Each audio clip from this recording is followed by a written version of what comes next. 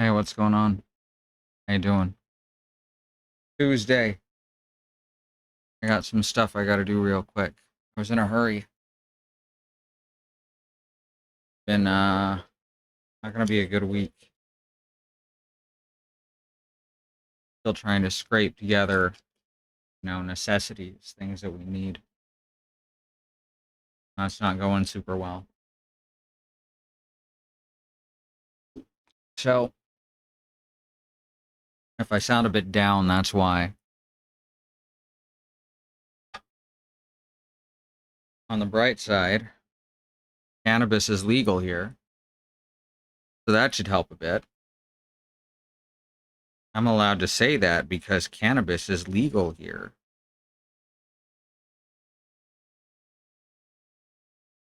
There we go. Get them in these tinctures.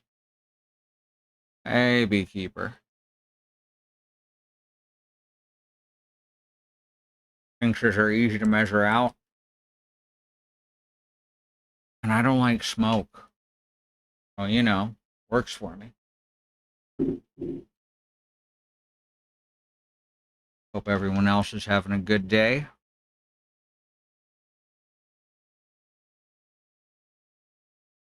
Why are my headphones not on their cable? There we go.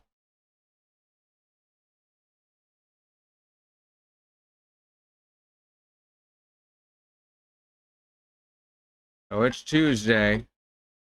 Y'all know what Tuesday is, right?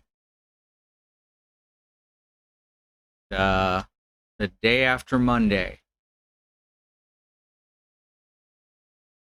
Also, this day. Days Attorney. Yeah, that's pretty good, right? Oh, my coffee is brewing. One sec. Knew I was forgetting something.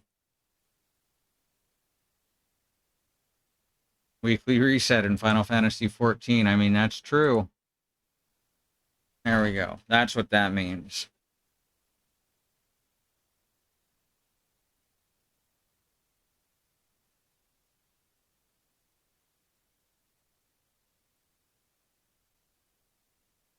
I actually drink out of this thermal tumbler. So you could say that emote isn't true to life. But you gotta get that stylistic shit going, right? You knew people would recognize a mug faster than a thermal tumbler.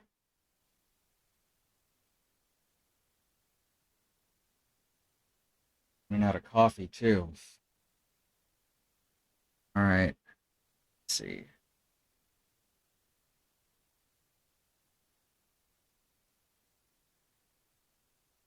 There we go. Got controller. And let's play. Let's do it. Let's have some fun. That a little bit closer for my own. What does this say? Hide, show, exit. There we go. I went on thermal tumbler. Wasn't that cool? I've had road.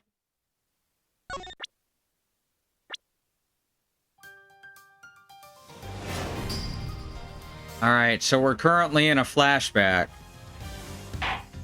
Last time we had a flashback this late into a game was not that long ago.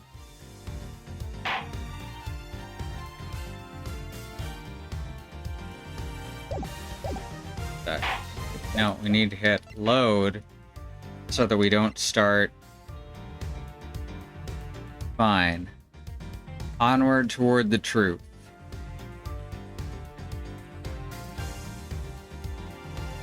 I think this is the end of Onward Towards the Truth, and the other one will... At least I hope so. Ah. September 10. 4:45 p.m. District Court, 3rd floor lobby. Tiny Franziska. Oh my god.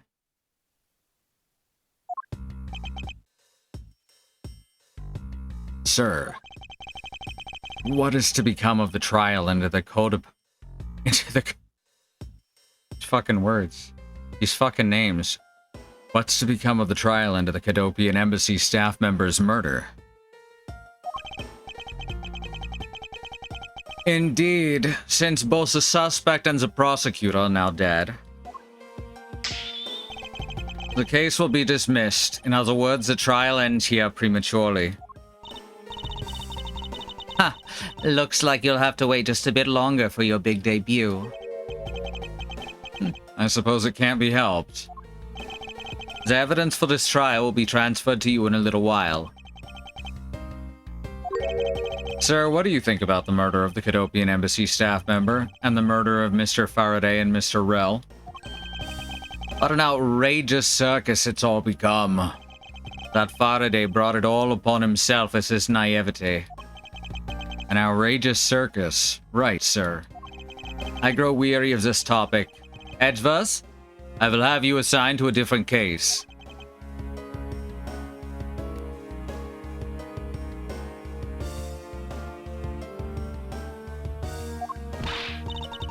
Papa, you'll come and watch my courtroom debut next, won't you? I'll consider it. Wow. He was a shitty dad, too. Sir, if I may, please allow me to continue with my investigation. Whatever for? I know that there's already a suspect in the murder of Mr. Faraday and Mr. Rell. However, there's not enough evidence to prove that it was he who committed the crime. I'd like to continue investigating in order to find the perfect proof of his guilt. The perfect proof? Don't make me laugh. A verseless person like you has no right to claim such a thing as perfection. Damn, he's the worst.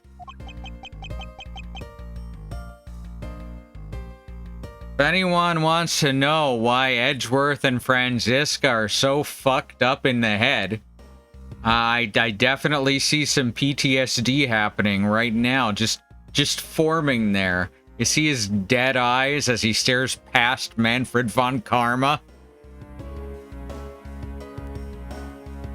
Fuck that guy.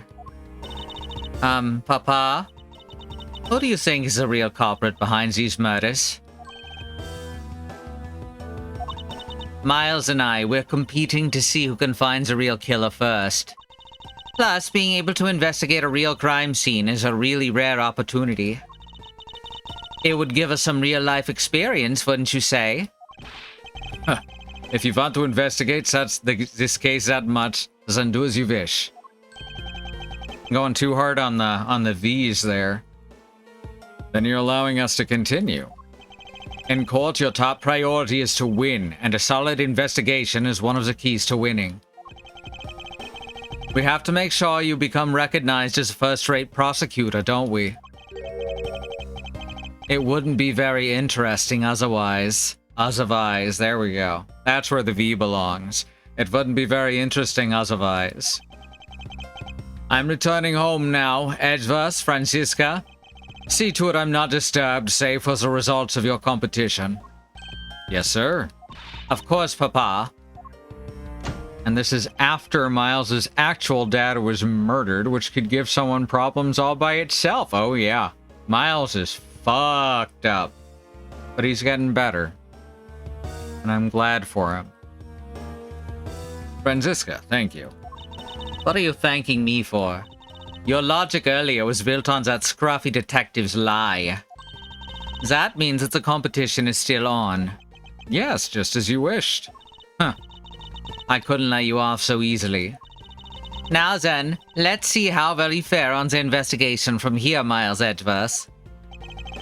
I know I don't have enough information yet, so my first order of business will be to question anyone involved with the case.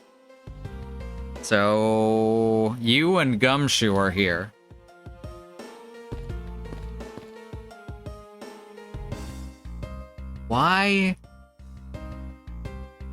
is Sheena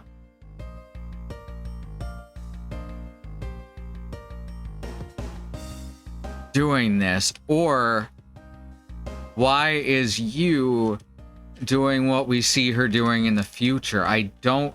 She's definitely some kind of spy, but I don't know from whence. Hey, Willow. Do we know anything about Franziska's mom? I don't think it's ever actually come up. I think that she's just been completely left out. You know, like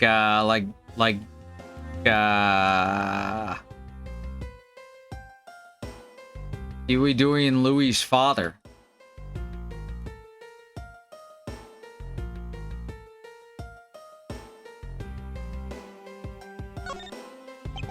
Ms. You.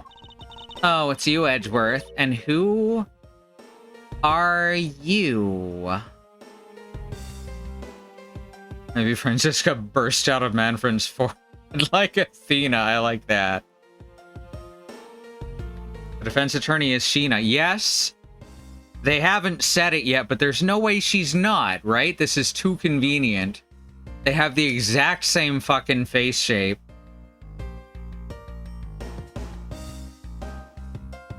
Not to mention that her pose is the same, just leaned back. Oh, it's you, Edgeworth. And who are you? Wait, you were at the crime scene just now, weren't you?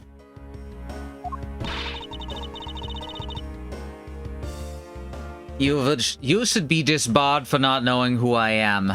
I am Franziska von Kama, and I am about to become the successor to the family name.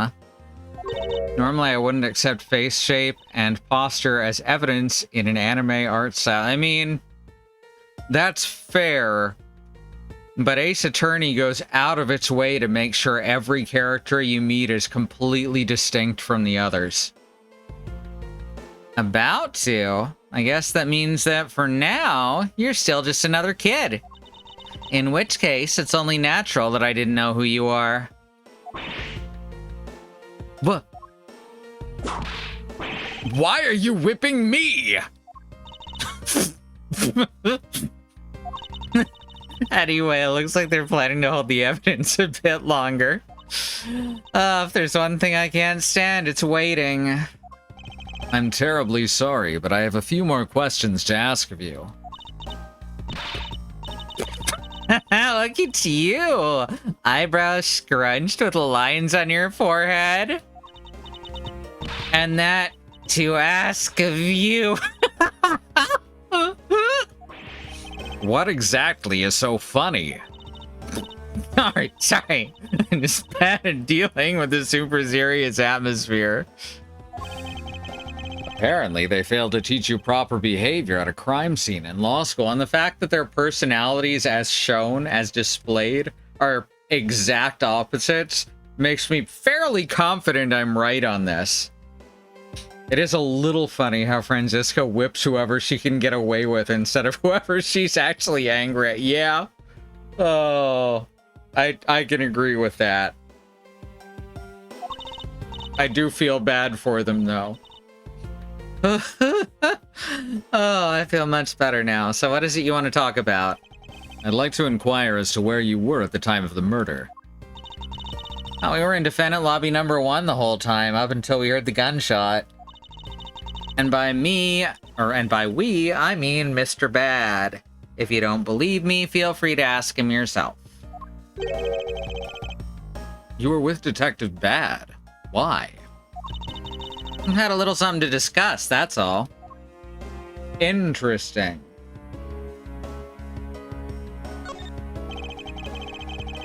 So I take it your acquaintance is with Detective Bad. Yeah, he was the detective in charge of the KG-8 incident. Detective Bad is also related to that incident? That's right. He was the one who was supposed to protect my sister, Cece. But you know how that turned out, don't you, Edgeworth? Miles Edgeworth, I have no idea what you two are talking about. I've heard of the KG-8 incident from my papa, but how does that case relate to you, Ms. Yu? Well, the victim of that case, CCU, was my little sister.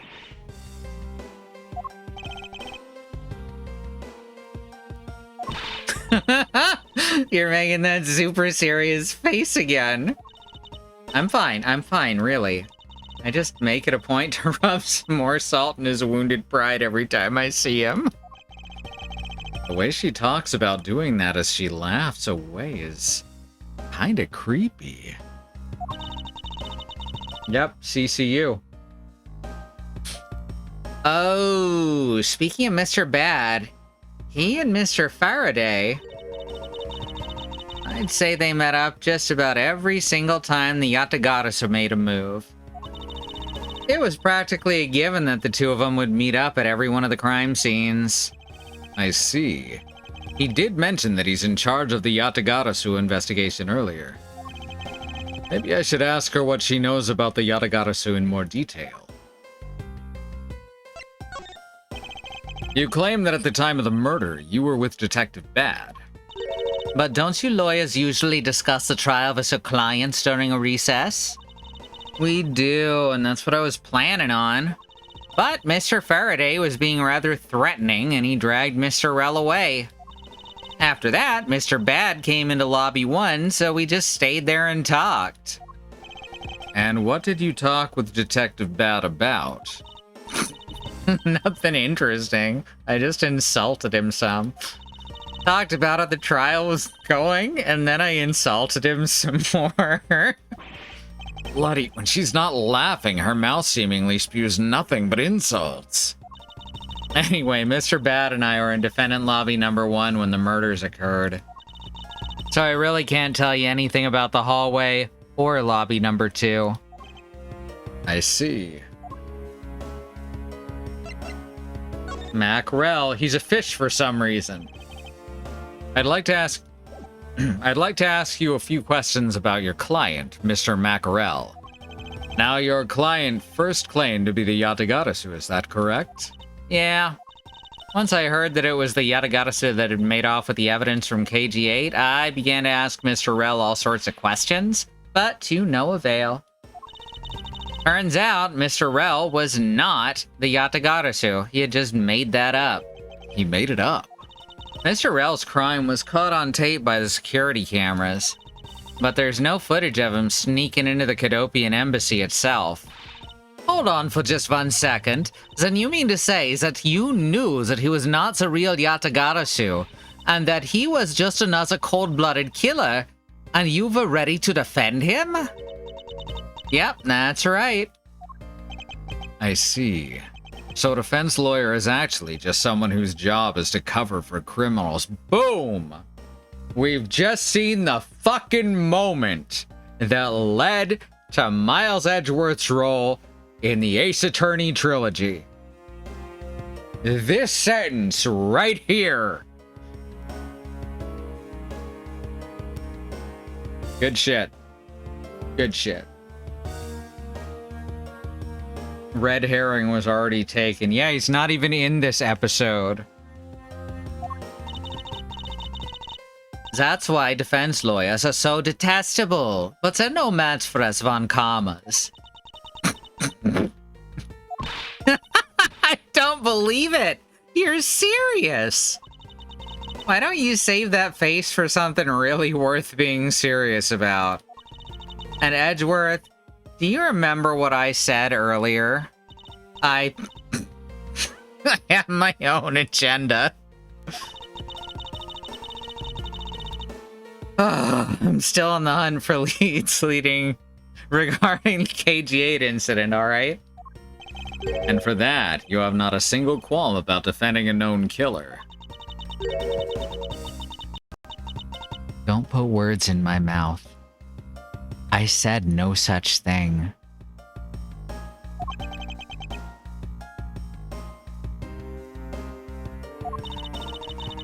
The only way I had to get close to Mr. Rell was to be his lawyer. I had no intention of covering for him, ever.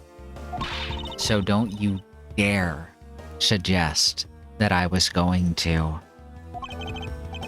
I'm sorry. Forgive my rashness. Miles, a trial is an adversarial process. To get to the truth, you need an adversary. At least that's the theory, yeah? If all were so simple, why, none would suffer in this world. Ms. Yu, I was wondering if you could tell me about the Yatagarasu. The Yatagarasu, huh? I don't really know much about the character myself, but I do get a lot of consultation requests from companies to defend them. Requests from companies? The Yatagarasu isn't some petty thief out for money, you know. Huh. Alright, Sen, perhaps the Yatagarasu is in the business of stealing people's lives.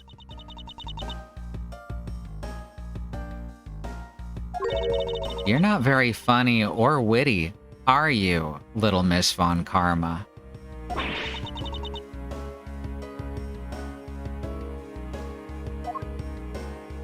Francisca, be careful who you whip. Choose carefully or we may be sued by... There, I chose carefully, just like you wanted.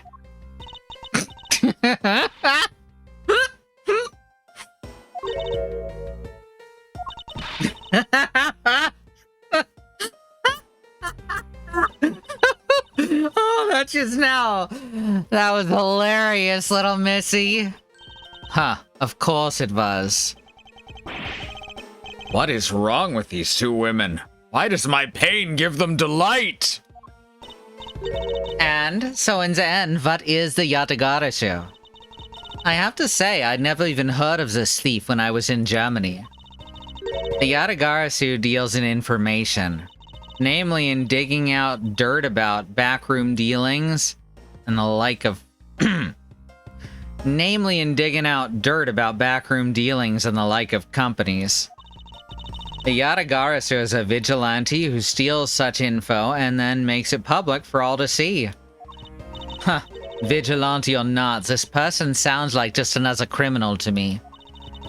I suppose you could put it that way too.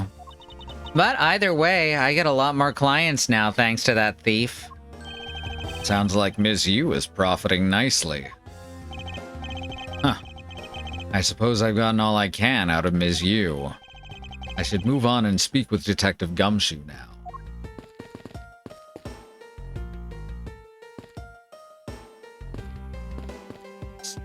Officer, you should really call someone about that.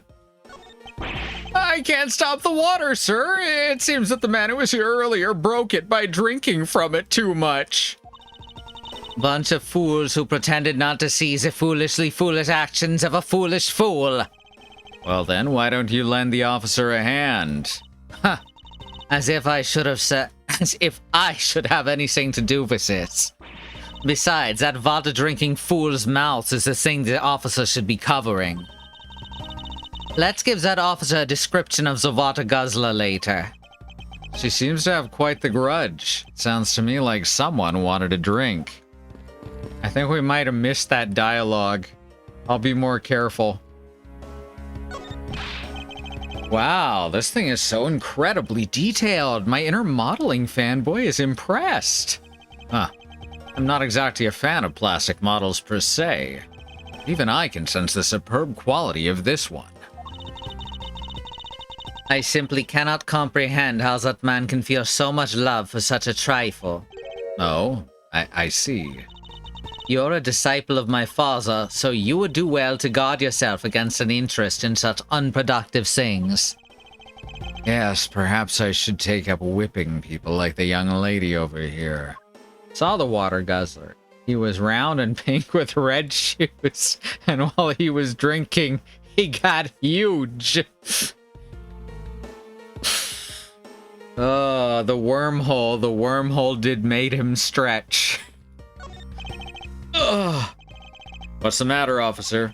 I've been standing here forever, sir, and I really need to go to the bathroom. Why don't you just make a quick trip? The nearest one isn't that far, is it? No, it's a short way down the hall beyond these doors, but I don't want to be blamed for anything that might happen while I'm gone.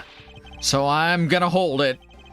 Perhaps Detective Gumshoe can be a positive influence on the force after all. Sir, nothing to report, sir. Is there no one who will make this man take responsibility for his actions on the job? Looks like we have no choice but to report this to Papa. Zanza's guard can have fun in a waking nightmare after being awakened from his dream. Actually, let's not. I kind of feel sorry for him now. Detective Gumshoe? Hey, it's you, pal. You here? Ow! As am I. I don't think you needed to whip him to let him know that. I didn't do it, pal. I swear on my honor as a detective, I really didn't. Your words are useless. I place my trust only in the evidence, detective. He later became the detention center guard, and he never moved again. Once the investigation is fully over, and should we find out that you are the killer, there will be no mercy to be had for you. Have a heart, pal. But you're not worried, right? After all, you have nothing to worry about if you really are innocent, that is. Yeah, I heard that before. Yeah, that's right. Hey, pal. Go and do your perfect investigation thing and get the real killer for me, will ya? Huh. I would have done so even had you not requested me to, detective. So you and Mr. Faraday had a small meeting last week, did you? And what exactly did you do to make him so angry? I just asked Detective Bad the same thing myself, pal. It turns out he was mad at me because on my very first day as a detective, I reported in at my usual post instead of the CAD. By the time I got down to criminal affairs, I was really late. And that's when he gave me that huge speech. I remember doing the exact same thing in elementary school. On the first day of school every year, I'd always wind up going to my old classroom. How pathetic for the detective to be comparable to a mere school child. This is a thing that has happened to most people, if we're being honest. At least I hope so. Otherwise, well, I'm comparable to a mere school child. You claim to be standing guard in front of the door to lobby number 2 during the recess. However, when did you receive the order to do so, and from whom? Earlier, at around 3:20 from Detective Bad, pal. Today's trial took a real crazy turn. So I was told to make sure nothing happened to Mr. Faraday. And yet something did happen to him, correct? It looks like it was a total waste of manpower to assign you to guard duty. Ow. Your words sting worse than your whip, pal. That's the first time I've heard Franziska admit to a mistake. I believe you're right. So it was Detective Bad who ordered him to stand guard, huh? Interesting.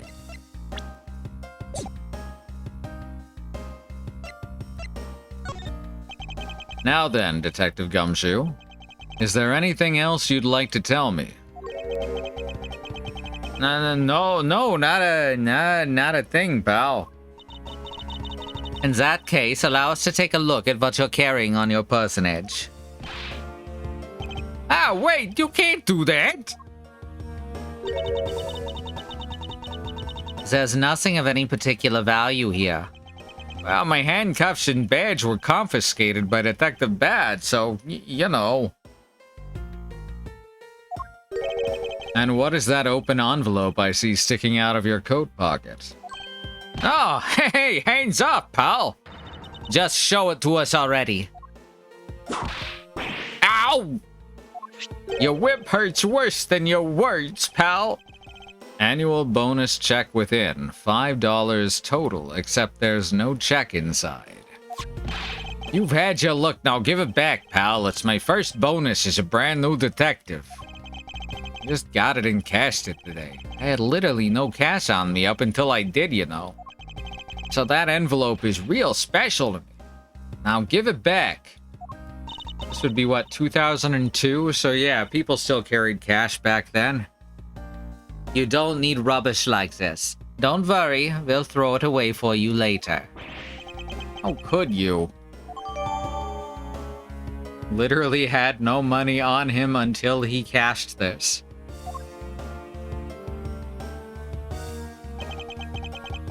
I'm sorry, but I need to take him in for questioning now.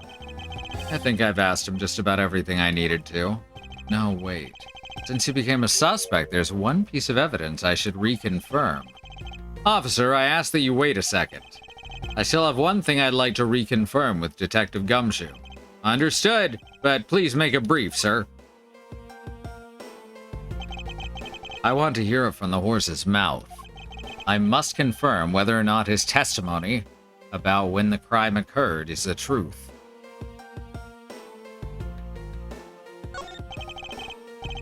It's a bookshelf. I was trying to talk to Gumshoe. What's this? Judge's Trial Exchange Log. Appears to be a journal where the various judges share their thoughts and ideas.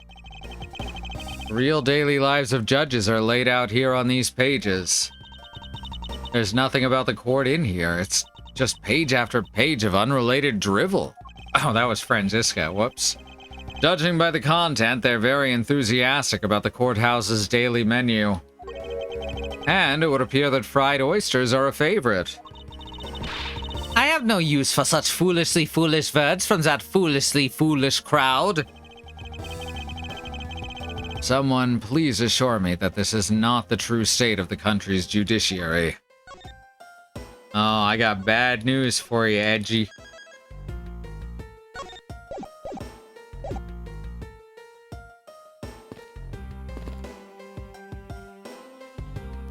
We going in here? We're walking around the courthouse. Holy shit.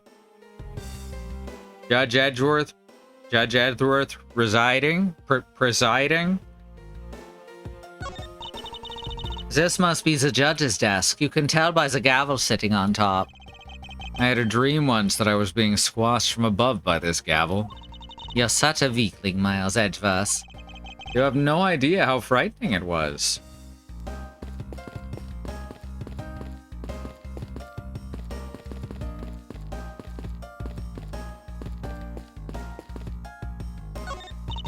It's the viewing gallery. This is where the riffraff sit when they come to watch. It's situated at the same height as the judge's bench. I wonder if that's to represent the intense scrutiny of each and every case from all sides. Miles Edgeworth, are you or are you not man enough to stand up to all those eyes? What sort of... Of course I'm man enough! Any day now, I'll be taking my rightful place behind this bench. By that time, I should already be standing here. Wait.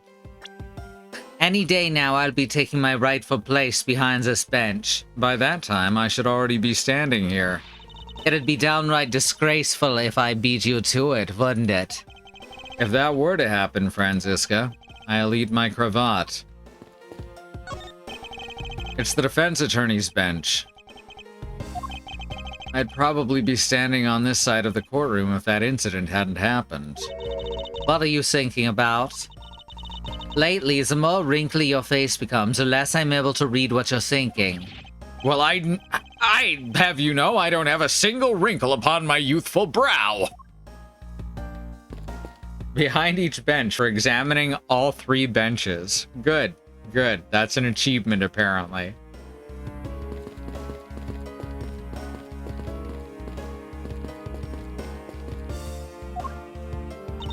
Yes, what is it?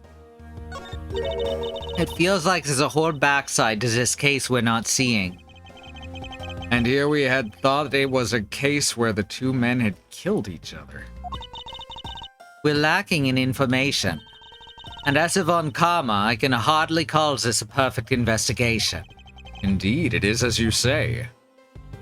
Ah, I can't believe we agree on something. Ick. Just what is so revolting about agreeing? Anyway, our first move should be to speak with everyone related to this case. Indeed. Even if you had not said it, I was planning to do so anyway. What was that lash for?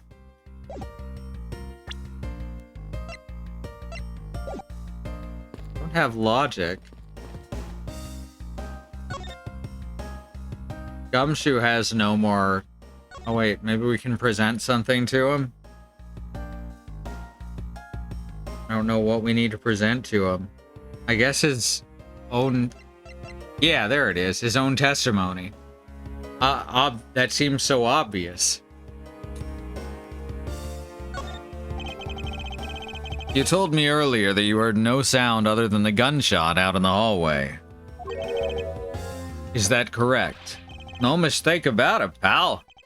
Then you're also claiming that no one passed through the hallway earlier. Is that also correct?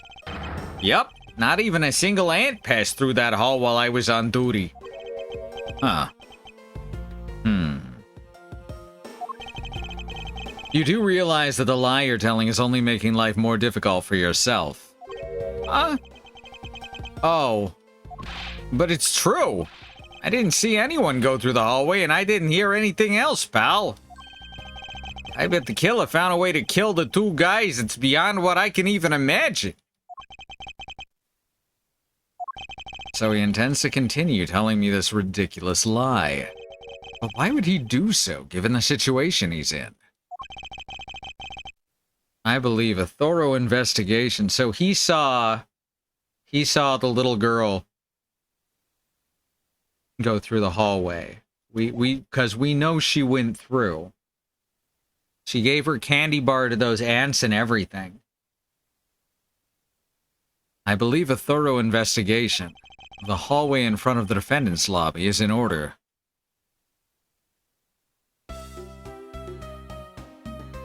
Oh shit. Ah, you! Ow! Did she just low blow Miles Edgeworth? Holy shit.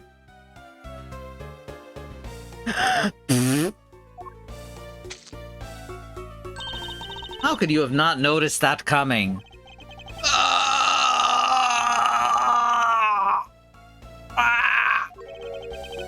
Wasn't that the child I changed money for earlier?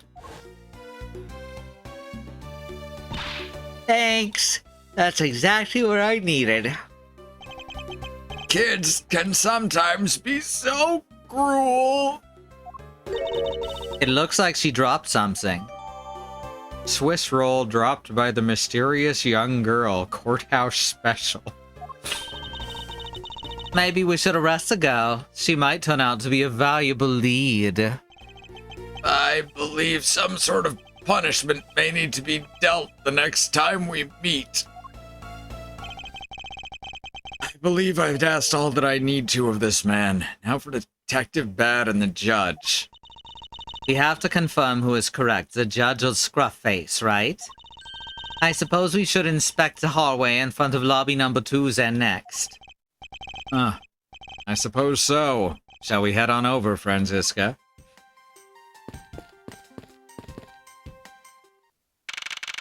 September 10, District Courthouse, hallway. So did you see anything else? No, I don't think so. I see. Well, thanks for your cooperation. Oh, it's nothing. Just doing my duty as a defender of the law. That'll be all for now.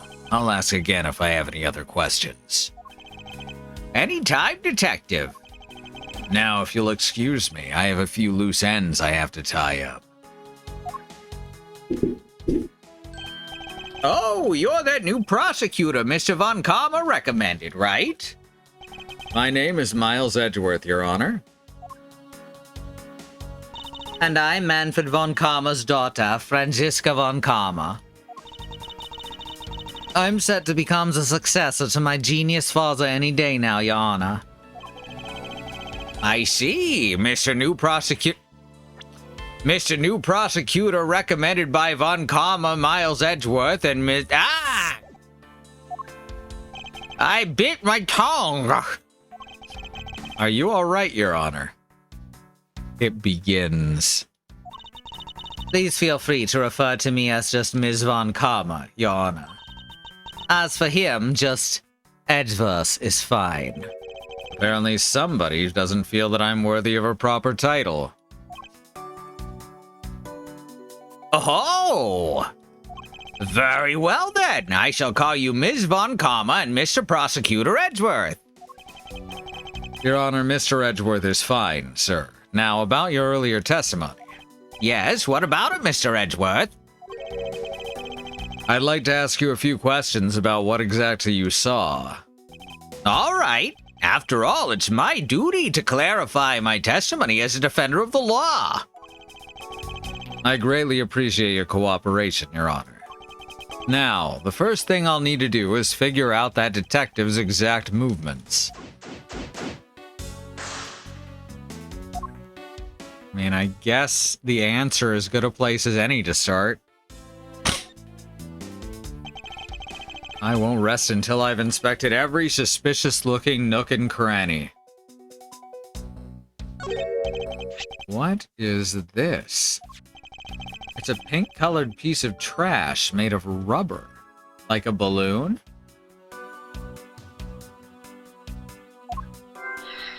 Which made the gunshot sound. Wow, okay. I feel like I've seen something like this before. Well, all I see is a piece of garbage. But, you know, the fact that there is a litterer running loose inside this courthouse. It's simply unforgivable. Ah! It's not like it was I who littered. Rubbish belongs in the rubbish bin. Ah! And yeah, right next to the cactus.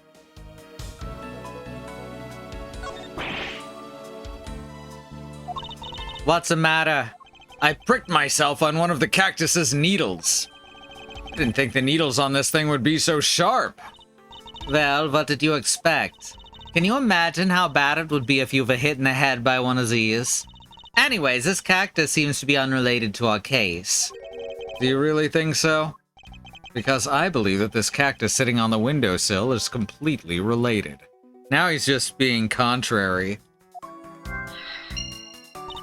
Oh, well then, I look forward to your explanation on how exactly it's related. I can look outside, however I doubt the killer could have escaped through here. Of course not, this is the third floor after all. It appears that the bars were installed on this to prevent people from falling out. Bars? What bars? Can you not see them from your vantage point? She's bar blind. I must remember not to bring up that taboo subject again. What the fuck just happened? Oh, it's because she's short. But the window's not that high up. The ants are hard at work carrying their food home. It's a marvel that they can pick up such comparatively large objects to their size. Well, if you want to carry the mighty Von Karma name and not be squashed under it, you'd better work extra hard just like these ants. Same goes for you, Franziska. Like Kay, exactly.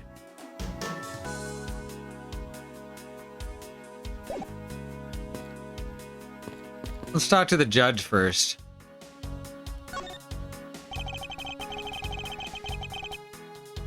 Your Honor, I'd like to ask you a few questions, if you don't mind. Where were you at the time of the murder? Do you suspect me of something? Wow, that's a brand new frame right there. That's trippy.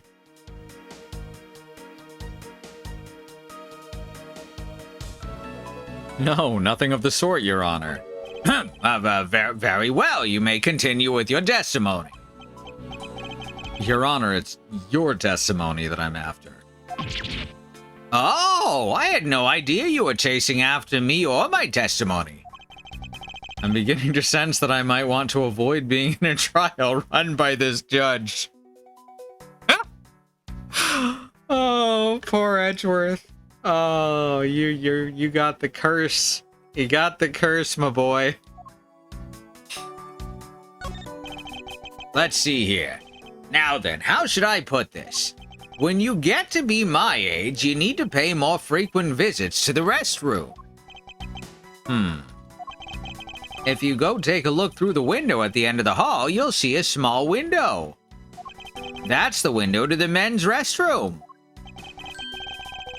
In other words, you can see clearly into this hallway from the men's restroom.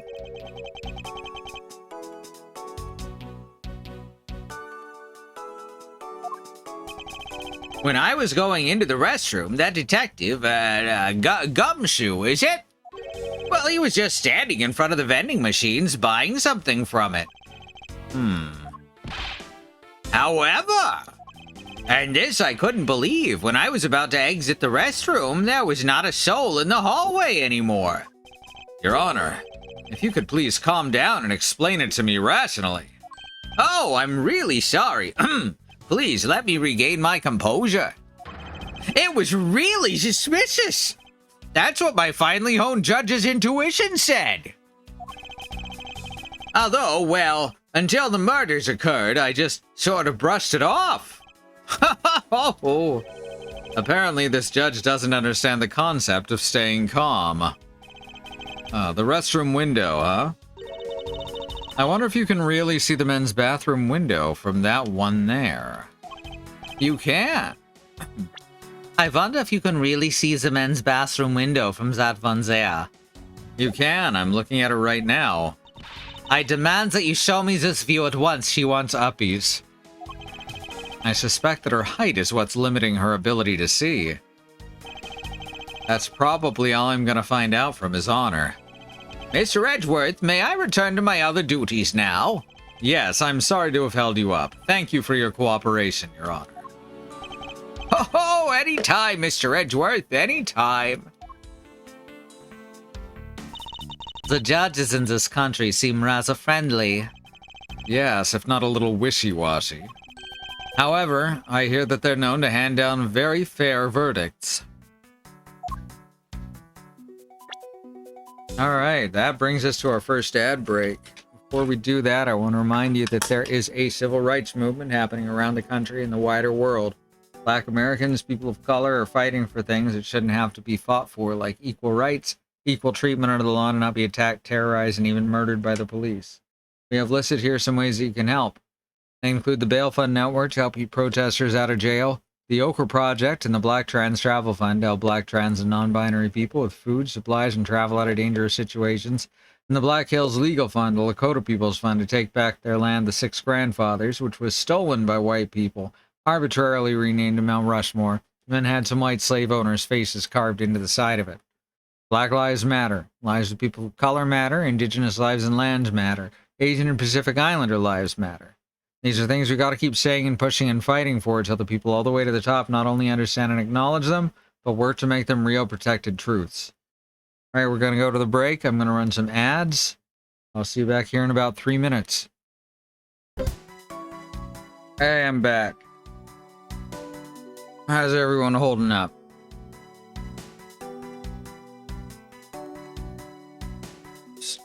Go. Shall we continue?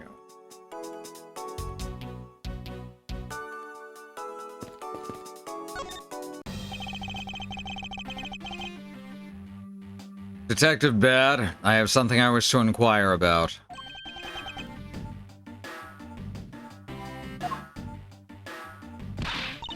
Hey, how about doing some actual work, you? I wish to inquire into Detective Gumshoe's movements during the recess. You're getting in the way of the investigation. I have an order from Mr. Von Karma himself, plus I still hold investigative authority.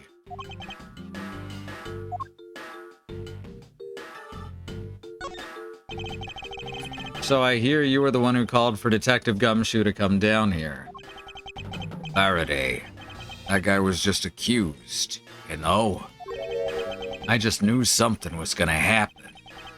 My detective's instincts told me. A lot of good it did you. You couldn't even protect one lone prosecutor visit. Hold it! Nice. Franziska, I think you need to apologize. Ugh, I'm sorry. I'm terribly sorry, Detective Bat. Please continue.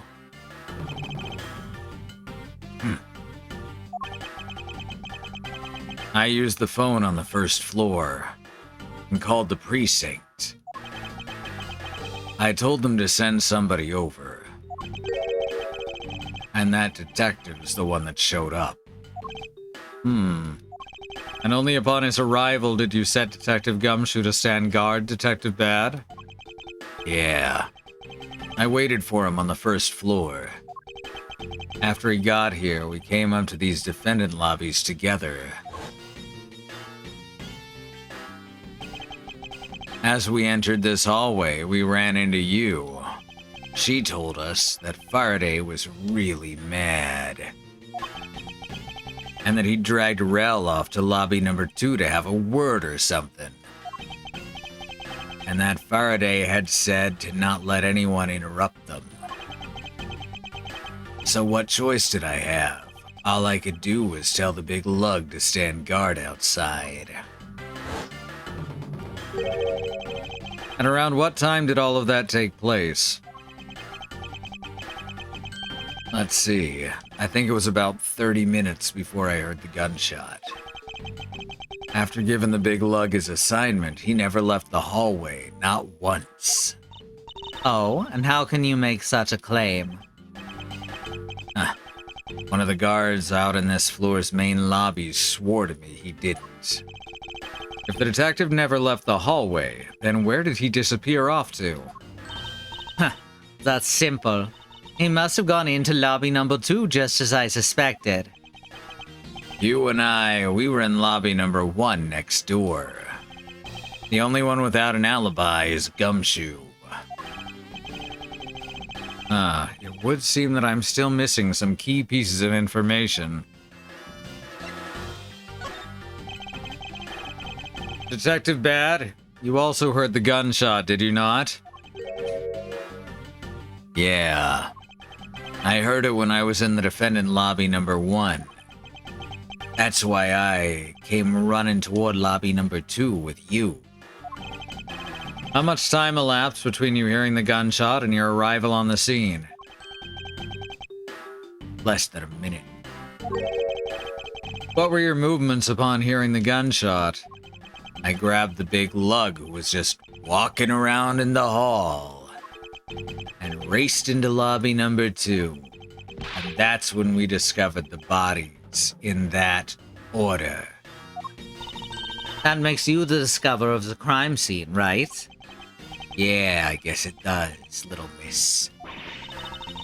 I'm about to become a prosecutor very soon. You will treat me with the dignity I deserve, or else. You wave that thing around anymore, and I'll have you arrested for obstruction, little miss. You wouldn't dare. Just joking. Detective Bat is really something if he can make Franziska behave. Are we about done? Is there anything else I should ask him about?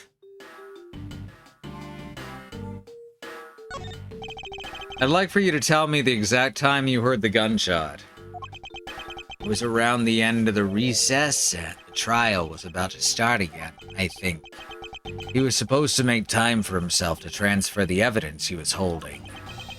But I got the sense he wasn't going to show for the handoff. So I figured I should go get him or he'd be late. And just as I thought that, bang, the sound of a gunshot hit my eardrums. I heard the gunshot right before the trial was about to restart, huh? Are we done here? I don't have any time to waste. Hold it! Oh, come on. They have voice clips for Franziska. Why aren't they using them? Oh, come on. All you're doing is standing in front of this door doing nothing. Huh. I get the sense that he's somewhat investigating this. That he is somewhat investigating this crime scene. Or rather, that he's keeping us under surveillance. To what end? Detective Bad, may I ask that you cooperate with us for just a bit longer? I don't have anything else to say to the two of you. You guys were the ones who said you wanted to investigate in the first place. Fine then, be obstinate. We'll just do as we please. Come on, Miles. I don't have clips for tiny Franziska. I mean, she's like an older teenager, right? Her voice isn't going to change that much. So it feels very strange to not just use those clips again. You may no longer be willing to help us, however. May I ask for the forensic scientist's cooperation? Do as you like. Alright. Hi, forensic scientist. Did you find something, officer? I think there's a $5 bill back there. Come on. Just a little more. Is there no one working this crime scene who isn't a total waste of living tissue?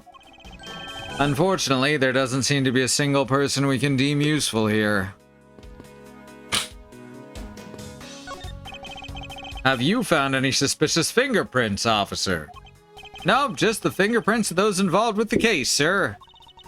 I guess we know all of the players in this case then, huh? It would appear that way, but I have the nagging feeling that we're missing something. Young judges for justice. What? Is that a Young Justice reference? And I suspect that what we're missing is hiding right here in this crime scene somewhere. He's making a most ridiculous looking face. That may be, but at least he doesn't look like someone who would tell a lie on purpose. I suppose, but to Von Karma, evidence is the only thing that carries any weight. I only see two forensic scientists. Damn. You're so right. Of course, at any rate, this poster seems to be of no use to us right now. Quoted that last week. Ah.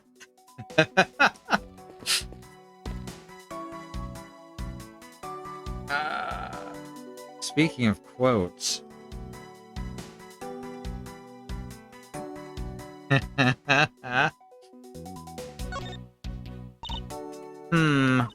It would appear that this vending machine sells snacks and various other foods.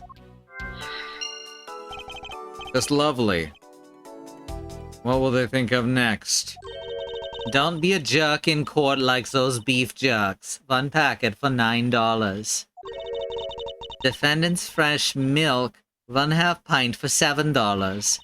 Stay neutral as the Swiss until the end with these for $6. They're awfully overpriced. The lineup is simply awful, period. Speaking of snacks, I wonder if that Swiss roll the little girl dropped is from this machine.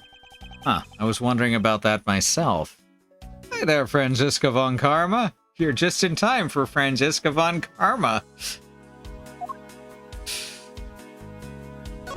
Stay neutral as the Swiss do. Stay neutral as the Swiss do until the end with these. The end of what? She looks a lot different. She does, doesn't she? Well, I assume it means the end of the trial. Still very recognizable, though. I suppose this means that one should eat these during a recess. Well, you can't eat during a trial, so I suppose the only time you can eat them is now, huh? I wouldn't mind... Sorry about that. I wouldn't mind if you wanted to eat one now. They come in packs of 2, after all. Huh. We're in the middle of an investigation. Besides, I don't have $6 on me.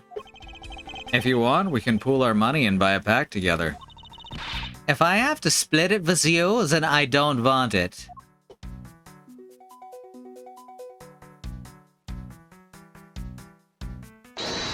So that we can probably then...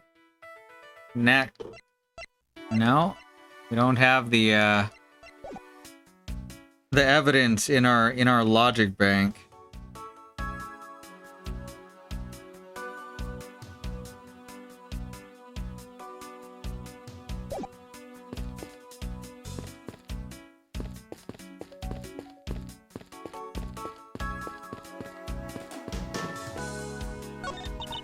It doesn't look like there's anything contradictory left in this area. I suppose not. Maybe I should check somewhere else. Okay. Well, we can still look here. That's a good sign. Probably. Oh! Okay, we can still do that. I have you do that so little.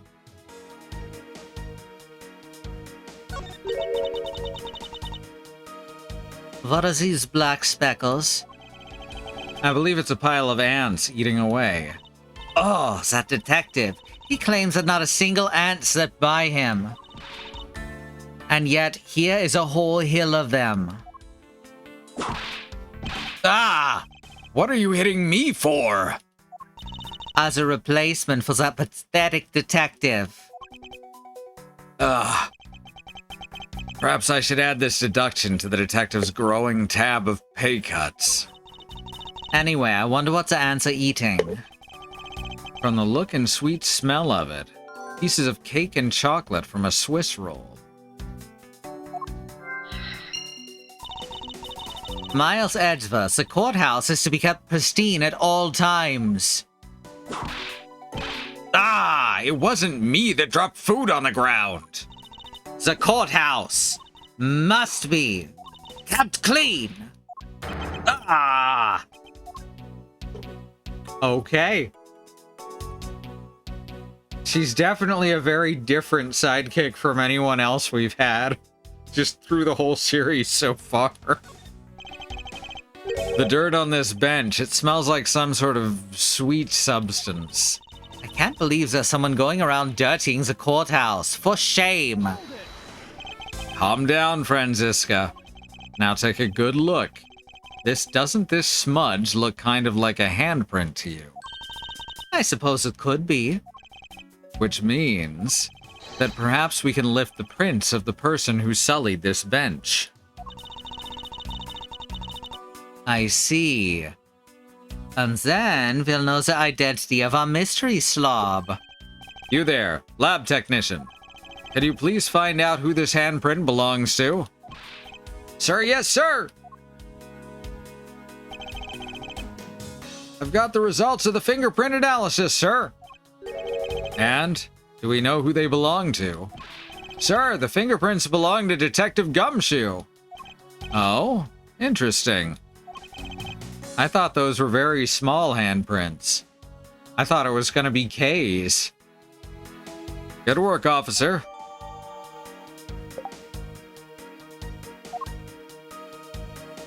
So Kay shared her Swiss rolls with Gumshoe. That's very nice. I like Kay. And there you have it. Yes, I suppose so. Now we know the identity of the person who dirtied the bench. Sense that you and I will be using this information in very different ways. And he's covering for her even being here. Which means he knows either that she's done something, or he's afraid she'll be accused of doing something.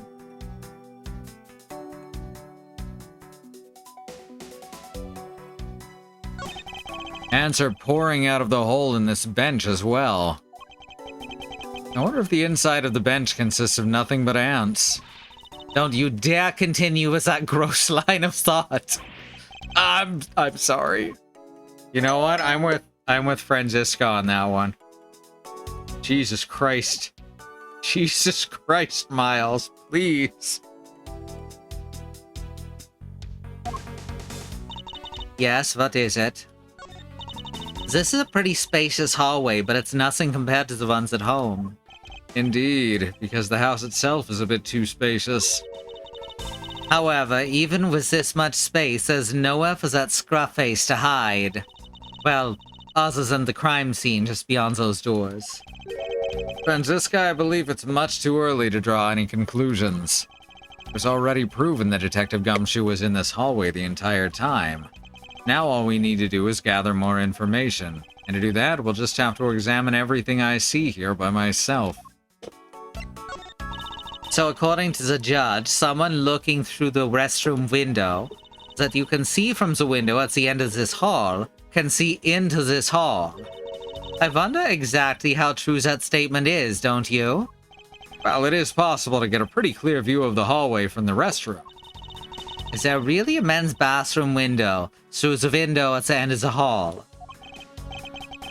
Of course, can you not see it? That's one damn fine cup of coffee. It's got an idea for a new horror project. A chair made of ants. I mean, Rubber got a cult following, so why not? Ah! I demand that you show me this view at once. I suppose I should go examine the window once again anyway. No, we already did that, though. We've gathered so much information, but they feel like just random fragments to me. I wonder what really happened here. Random fragments. No matter how unrelated they may seem at first, they might actually fit together somehow. I grow tired of your inner monologue. Say something. So that confirms that Phoenix thinks out loud, and Miles thinks monologues only in his head. I'm going to end up in pieces before I can piece together the logic. Before I can piece the logic together, thanks to that whip. Alright, alright. Now we look at logic.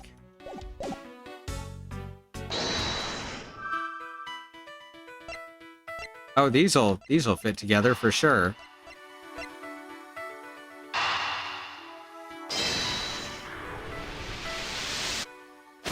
Yep, there we go.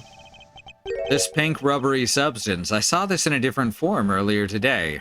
I believe this is a piece of a popped balloon. I suppose that's possible. The balloon probably got a little too close to our friend the windowsill cactus. That would be the logical conclusion, yes.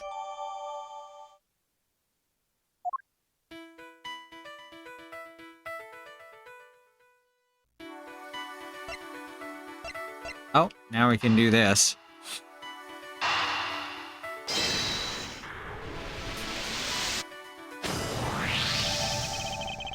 These bits of chocolate and cake. Could they not have come from a Swiss roll? A Swiss roll? Why would a courthouse sell a thing like that? We were just looking at them. It may not seem like the right venue, however, it is being sold right over there. The vending machine. Oh, I see. Stay neutral as the Swiss do until the end with these. 2 for $6? Talk about expensive. Especially in 2002, you could still get a Swiss roll for $1 back then. Leaving the fact that it's on the expensive side aside, the fact that the cake crumbs and chocolate bits were found in this hallway suggests that they came from a Swiss roll that was purchased from this machine.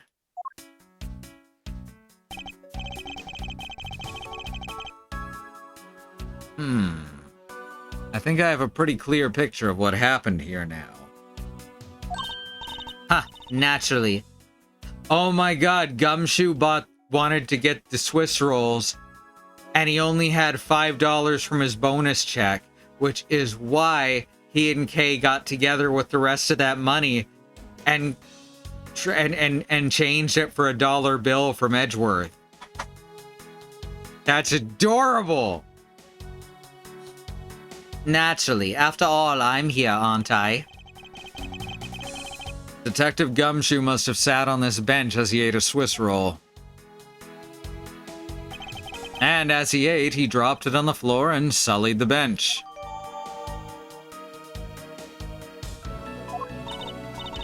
Ugh. How could he have not cleaned up after himself? How utterly despicable. Don't you dare whip me again. It wasn't I who made the mess in the first place. Anyway, if it was indeed Detective Gumshoe who bought the Swiss roll, that creates a rather interesting contradiction of facts. A contradiction? Where? Huh.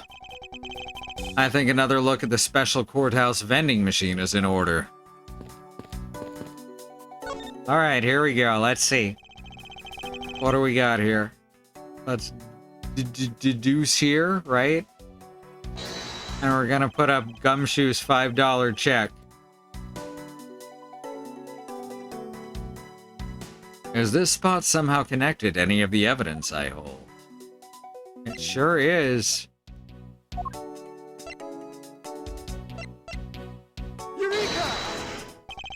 About Detective Gumshoe's finances, he said that until this morning, he didn't even have a single penny on his personage. Just how poor is this guy? Poor as I am. If this bonus really was only $5, then he should not have been able to purchase a pack of Swiss rolls. However, facts being as they are, we found cake crumbs on the floor. Meaning Scruffy must have bought the pack somehow. Indeed. That detective should not have been able to purchase a pack, and yet he did. The question is how?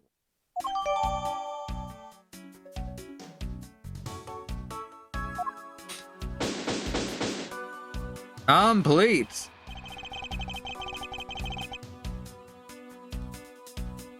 I believe I now have a very firm grasp on what happened here. Well, I do too. Huh. Alright, Francisco, would you care to share what conclusions you've come to? Why should I do that? We're still in the middle of a competition, you know. They should be checking to see if your conclusions are wrong first, so you go ahead. It's almost cute that she's going this far to ensure that she wins. Almost. Very well, but first we need to pay His Honor a visit to correct his testimony. September 10, 5:15 p.m. District Court, courtroom number 3. Gumshoe was such a good guy. How did he survive this long as a cop? Yeah, I feel that.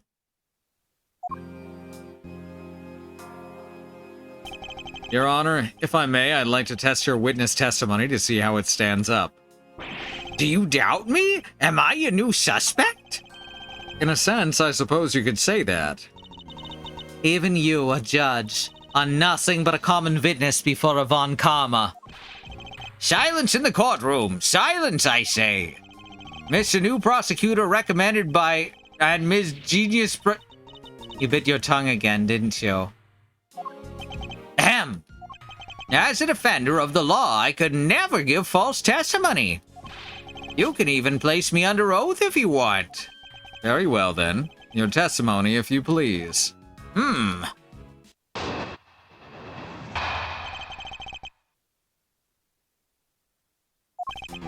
During the recess, I went to the restroom.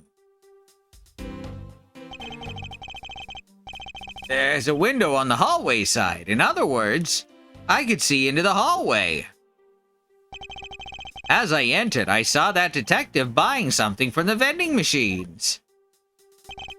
But when I was about to exit the restroom, he had completely disappeared.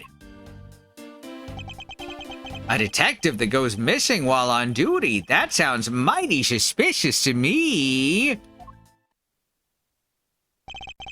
Your Honor, can you please try to remain calm? Oh, I'm so used to simply listening to testimonies that I got caught up in the excitement. I'm sorry, Your Honor, but I'm afraid I'm going to have to spoil your fun now.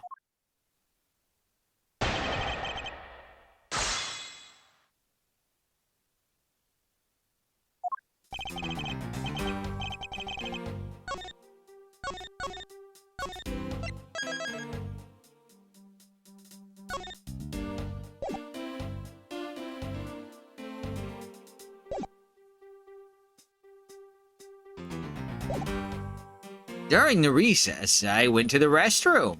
Hold it! The reason he couldn't see Gumshoe is because Gumshoe was sitting down. Your Honor, why exactly did you pay a visit to the restroom, if I may ask? Oh! Well, isn't it obvious? What else do you go to the restroom for? Or maybe... I knew it! You suspect me of some sort of tomfoolery, don't you? Please stay calm, Your Honor. This is going to be much harder than I anticipated. I'm sorry. You're right. I need to think things through with a level head. I'm just nervous because so much has happened today with this trial. Let's see, I announced a recess and at a time for us to reconvene. But having done all that, I wasn't able to go to the restroom right away. And why couldn't you? Mr. Faraday had been accused, so I had paperwork to process regarding a new prosecutor. Once I'd finished that, I was finally able to make a mad dash to the restroom. At least he stayed consistent on the going to the restroom part of his testimony. There's a window on the hallway side. In other words, I could see into the hallway. Hold it! Your Honor, did you really go to the men's restroom? What? What's the meaning of that statement? I simply meant that perhaps you went to a restroom on a different floor. I had to go for such a long time. It was all I could do to dash to the closest one to the courtroom. I suppose that's only natural given his circumstances. I ran from the courtroom through this floor's main lobby and down the hallway. Once you enter, you can see there's a window just above the urinals. And it was through that window that you witnessed Detective Gumshoe, Your Honor. Yes, exactly! Your Honor, there's no need to yell. I can hear you just fine.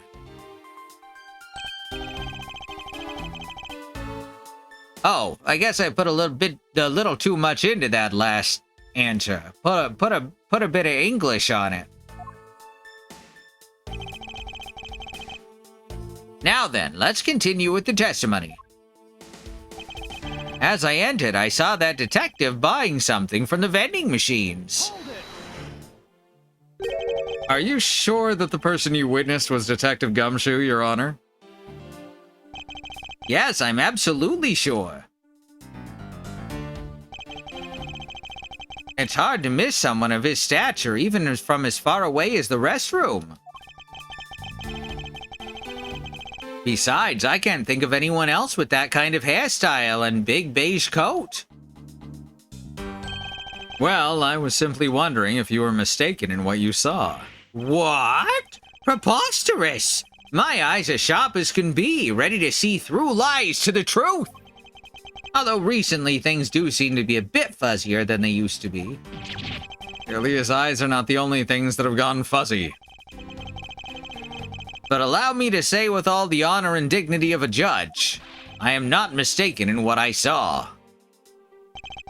When I was about to exit the restroom, he had completely disappeared.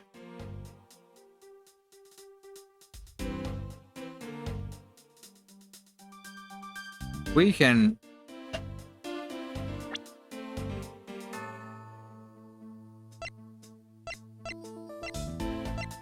Like the handprint should be able to trigger this. Because he sat down and that's why he couldn't see him. Objection! What was that finger for, wag for, Mr. Edgeworth? And don't you know it's rude to shout objection while someone is giving testimony? If you truly are a man of the law, then you must always be vigilant. For example, I never let an opportunity to shout objection pass me by. That is the thing we know about Miles Edgeworth. Miles Edgeworth, it's one thing to be passionate about your job, but this is real life.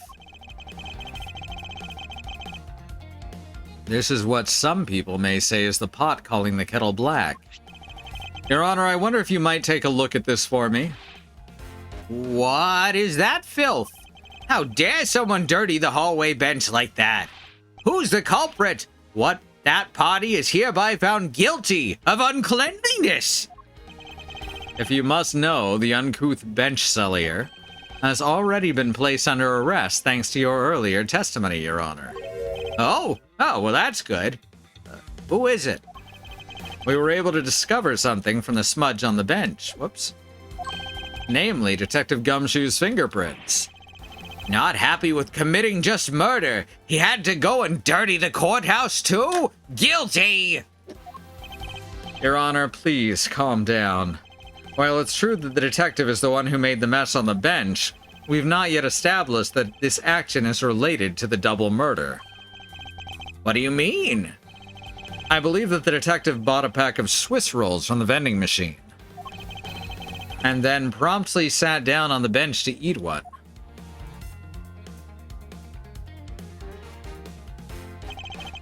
The cake crumbs and pieces of chocolate on the floor under the bench, and Detective Gumshoe's fingerprints prove my conclusions to be true. Oh, but I still don't understand. Is this whole thing related to how I couldn't see him as I was leaving the restroom? It is indeed.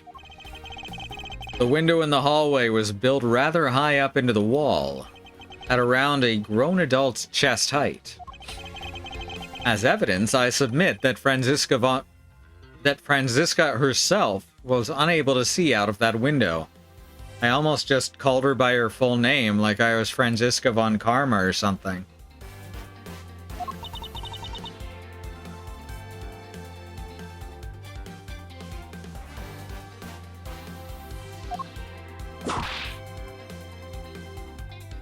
Ah! I knew I shouldn't have used her height as evidence. Basically, what this means is that the area directly under the hallway window is a blind spot when the hallway is being viewed from the men's restroom. Then? Huh. It seems that you've made the connection. If someone were to sit on the bench under the window... Yes, even someone as large as Detective Gumshoe would effectively disappear from sight. What? Do you finally see, Your Honor?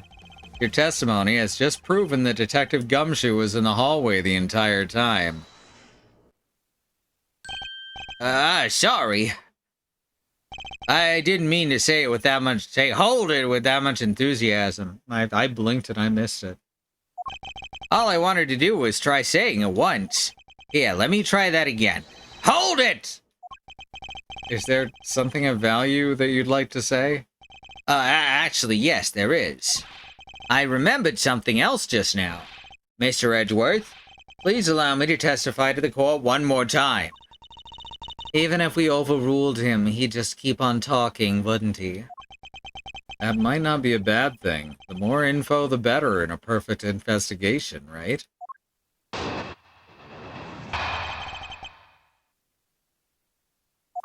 I suppose it's possible you can't see a seated person from the restroom window. However, that doesn't mean that the detective was sitting there when I looked. Anyway, I forgot to testify earlier about probably the most important detail. As I was leaving the restroom, I heard this loud bang of a gunshot.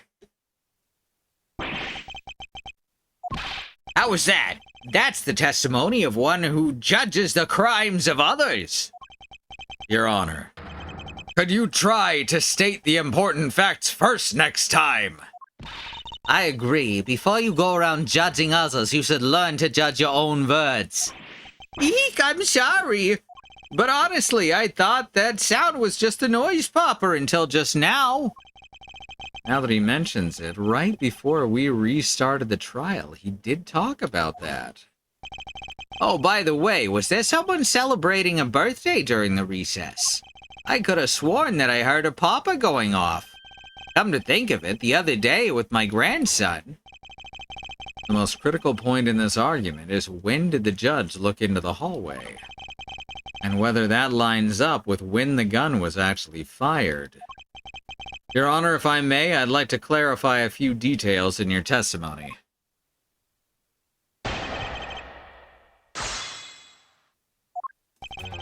I suppose it's possible you can't see a seated person from the restroom window.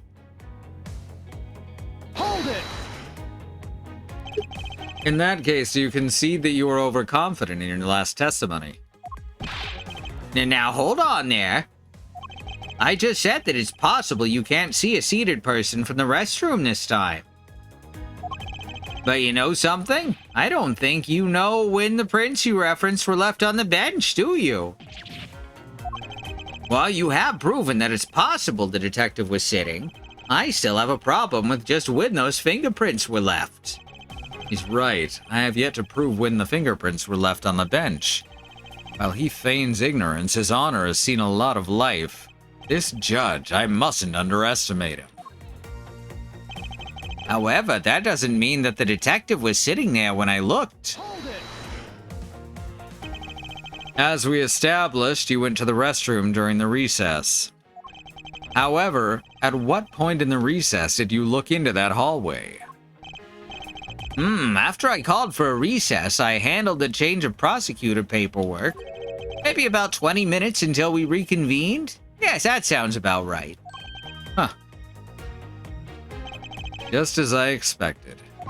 What were you expecting? And I demand to know what that all-knowing smile is for. Your Honor, that statement you made just now is very important. I'd like for you to append it to your testimony. Like what Detective Bad said. All right, if you insist. Let's see, I looked into that hallway about 20 minutes before we reconvene.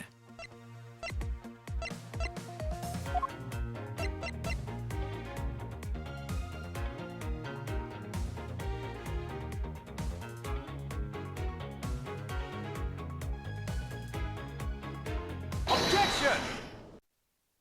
There we go. Just has resting omniscient face, ain't that the truth? I cannot allow you to make an objection. What? Your Honor, I'm really sorry, but I can't allow you to not allow me to make an objection. Egads! I've been overruled! Your Honor, there's simply too many holes in your testimony for my taste. Well, what do you mean by that? You claim that you heard the gunshot during the recess, but that's simply not possible. Mr. New Prosecutor recommended by Manfred... Instead of biting your tongue, why not...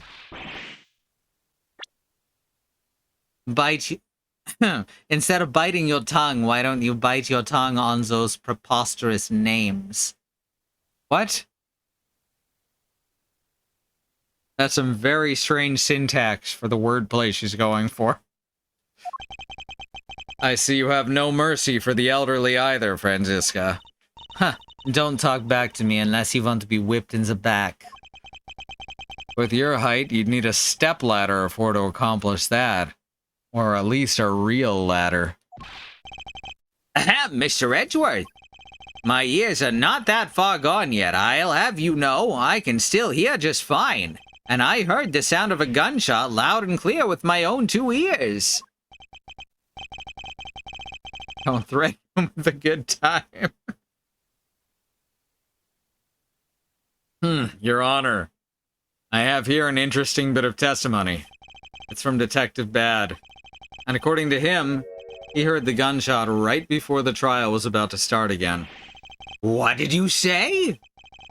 Your Honor, you just said that you heard the gunshot about 20 minutes before we were to reconvene. How do you explain this glaring contradiction? That can't be! Unfortunately, that is the truth. But I heard it clear as day! Bang! The loud sound of a gunshot! The sound of the gunshot, we keep returning to this point of contention. And that piece of evidence, I always did wonder why I found it where I did. However, now I understand what the gunshot the judge heard really was. And the one Bad heard would have to be the real gunshot because he's gonna know what a gunshot sounds like, and the judge might not. Unfortunately, Your Honor, this is what really produced the gunshot you heard. Take that! I found this object in the hallway earlier. What is this pink substance? It may not look it, but this is actually a piece of a balloon. I see. And I suppose you'd like me to accept that pink balloon into the court record. Your Honor, I present this piece of evidence in order to overrule your testimony. What? Your Honor, your argument goes as follows. I'm just noticing the stereo effect on this song and it is tripping me the fuck out.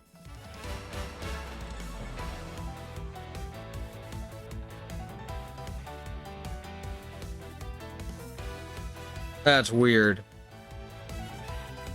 You saw no one in the hallway when you heard the gunshot. Now there's no guarantee that the detective was sitting on the bench at the time. Therefore, you believe he must have been at the crime scene, defendant lobby number 2. Am I correct? Yes, that's exactly right. Huh. Let me ask you something. Do you think that the gunshot you heard was produced by a real gun? I think I've said enough that even you can figure the rest out on your own. Your Honor, you were fooled by the popping of this balloon into thinking it was a gunshot. What manner of trickery is this? That was a good effort you put forth, Miles Edgeverse. But if it were me, I'd have wrapped this thing up before the judge even testified. Care to elaborate on how one ends something before it even begins? Well, to be honest, I did think that the sound was a bit off from a real gunshot sound. A bit off. A bit off.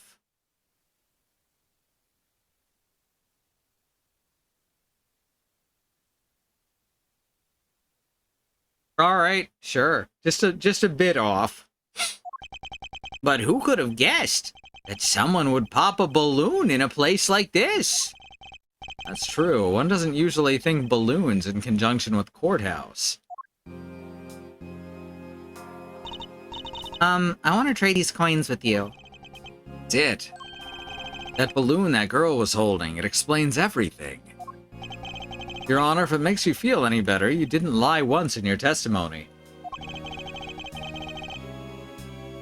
However, I can't really vouch for its accuracy. Who knew that giving testimony could be such a difficult thing to do? What have I done? I owe Detective Gumshoe a very, very big apology. I'll see to it myself that he's released. Wait. There's still a few things I have yet to resolve about what happened in the hallway. Your Honor, I request your permission to further question Detective Gumshoe. But why? I thought we just cleared his name. Whether we did just now or not, I still can't say. The only thing I can do for now is to continue my quest for the perfect explanation. And to that end, I must resolve the remaining issues pertaining to the events that occurred in the hallway. Very well. Bailiff, please bring Detective Gumshoe into the courtroom. I must fulfill my mission and find the perfect explanation to this case. September 10, District Court, Courtroom number 3.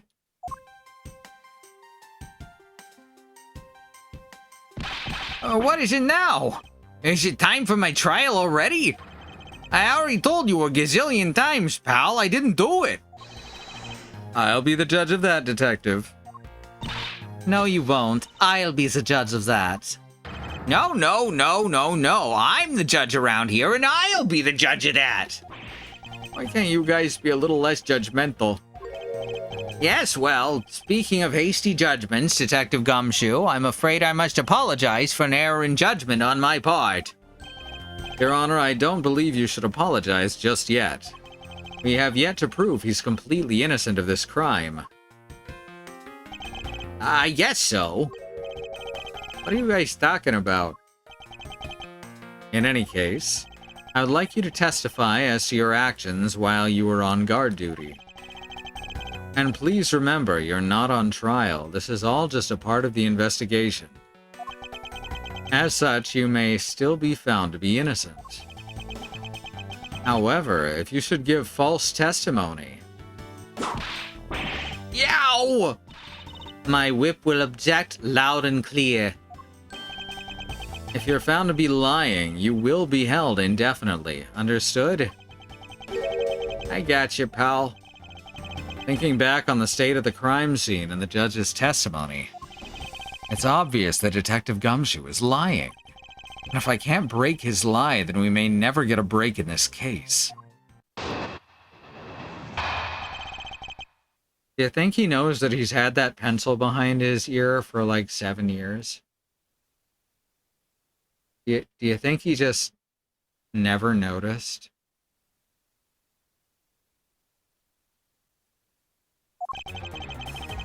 I came down here to this courthouse on Detective Bad's orders. As soon as I got here, he ordered me to stand guard in front of lobby number 2. From that time on, until I heard the gunshot, I was in the hallway the whole time. On my phone, or on my honor... Why did I think on my phone? On my honor as a detective, I swear it wasn't me, pal. He's still singing the same tired tune. Huh. In that case, I'll just have to change the melody. I know he's lying, and it's time I pulled the information I need out of him.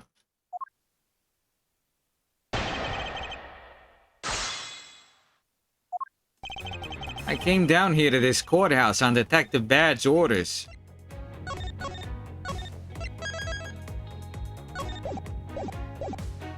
Hold it! So was it really Detective Bad who called you down here? You bet it was, pal. I was left in charge of the precinct while everyone was out, and this call comes in. I want you down here in 1 minute flat, he said. Well, I thought this was my big chance, my first case, so I made a mad dash down here. Didn't Detective Bad say that he hadn't called Gumshoe specifically? That's an odd little thing. Although I couldn't exactly get here in a minute flat. So how long did it take you? About 10 minutes, I guess. And what was Detective Bad doing when you finally made it? He was waiting for me down on the first floor in the entryway, pal. As soon as I got here, he ordered me to stand guard in front of lobby number 2. Hold it! And by he, you mean Detective Bad, of course. And this being my first time in the courthouse, he also walked with me up to the 3rd floor hallway in front of the defendant lobbies. And did you meet anyone along the way? Well, just as we entered the hallway, we ran into Ms. Yu.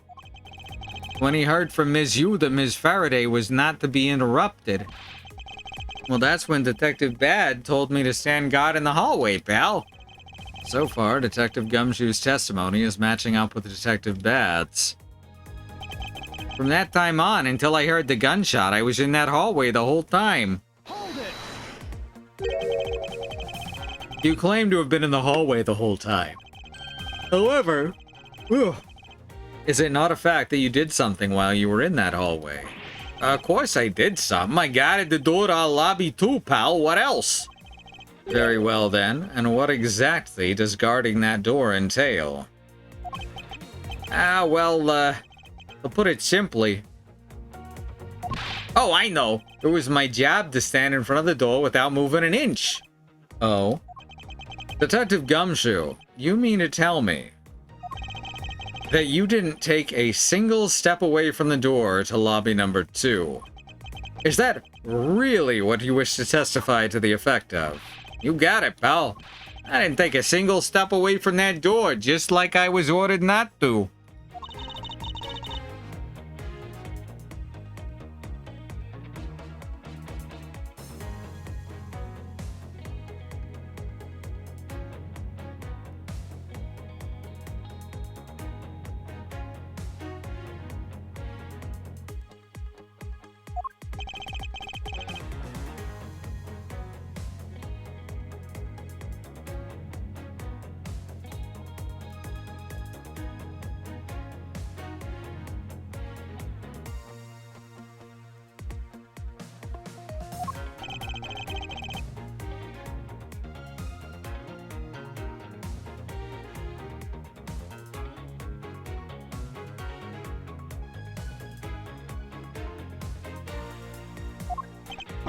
Why is everyone so quiet all of a sudden? Because we're all in shock. And in awe of your utter stupidity. Scruffy, if you're going to lie, at least tell us a more believable one. Youch! But I'm not lying. I should hurry up and bring this insipid testimony to a close. And until I heard the gunshot, I didn't take a single step away from the lobby number 2 door. Is that so? We can,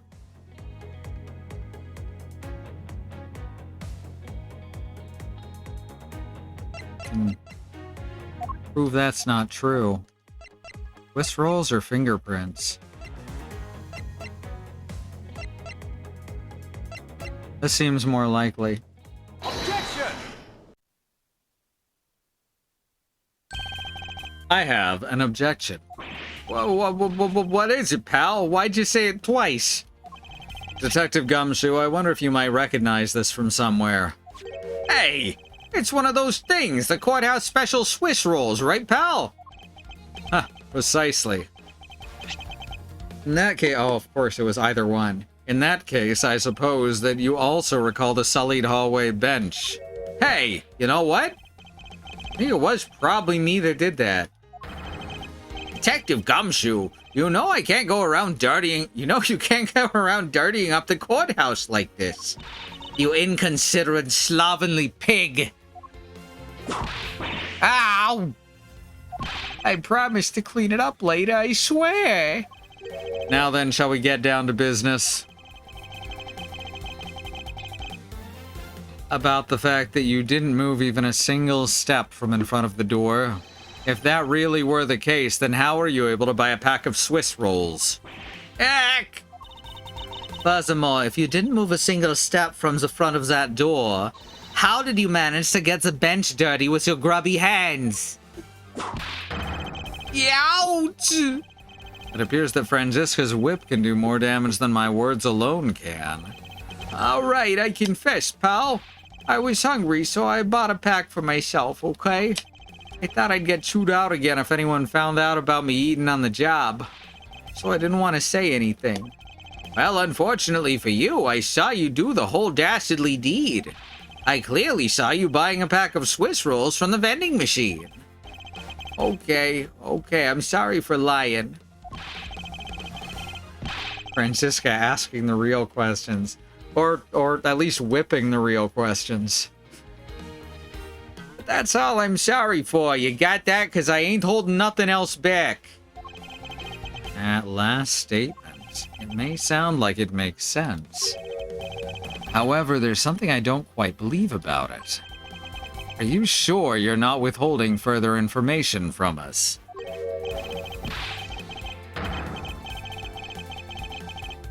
Huh? Of course not. I got nothing else to hide, pal. Huh.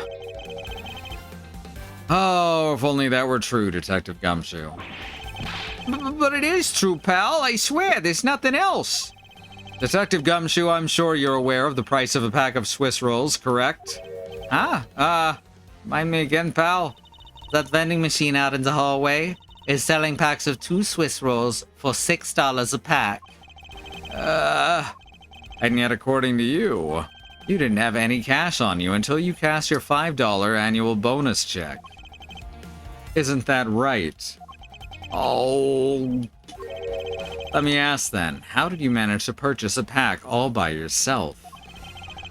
Can you provide me with a proper explanation to that? I told you, I bought it by myself, pal. There wasn't anyone else in that hallway with me. So there's no one who could have helped me buy it. Wait, don't tell me. You got some kind of proof that there was someone else in the hallway, don't you? Correct. As if you could. I mean, what are the chances of that? Wait. You do? Of course I do. What? How? What proof do I have that there must have been someone else in the hallway?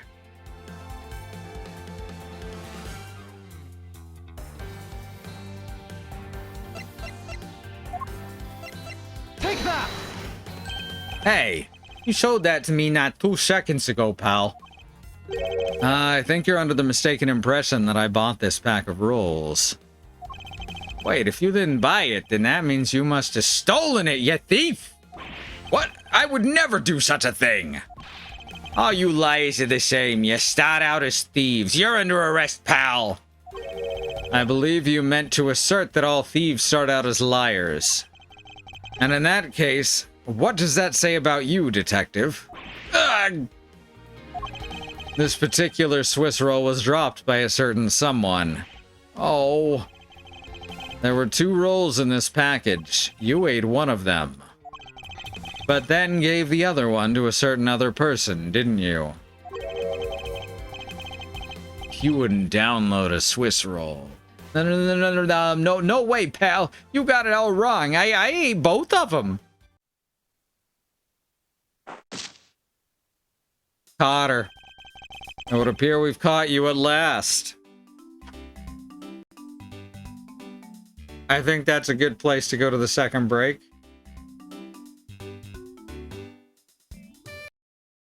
If you want to support us, a couple ways you can do that. You can subscribe here. Get access to all of our cool emotes. More added someday. And you can also head over to patreon.com/ifwhen. Get access to art, music, and shoutouts at the end of the streams. And we're really need it right now. So any amount helps us stay streaming and doing this shit. All right, we're gonna go to the break. I'm gonna run some ads, and I'll see you back here in a couple minutes. All right, so I think the reason she's kicking Edgeworth here is because Edgeworth is being mean to Gumshoe.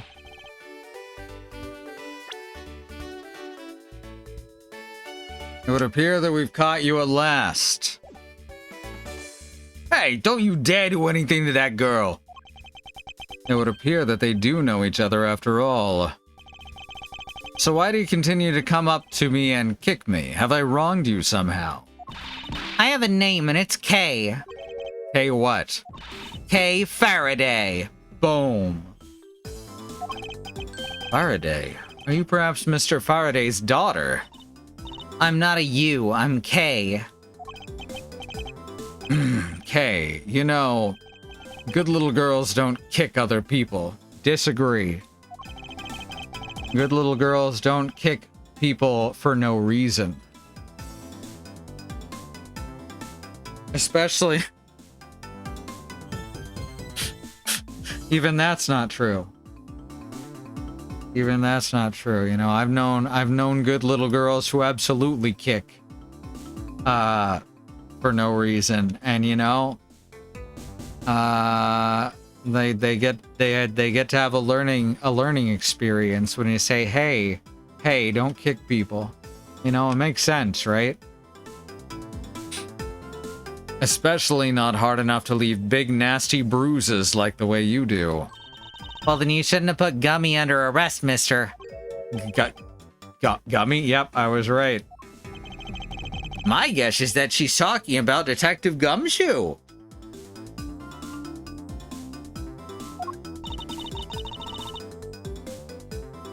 What a cute nickname you've given him. Gummy didn't do anything wrong. Hey.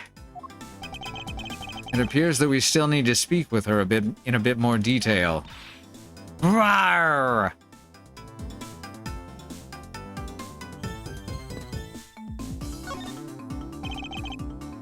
Now then, Kay. Good. She's like a stray cat. I wonder if I should feed her something.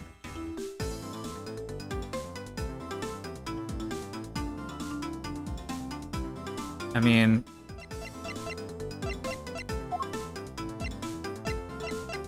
This is probably the most edible thing.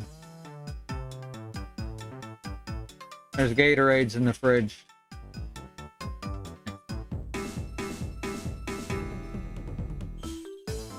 Take that!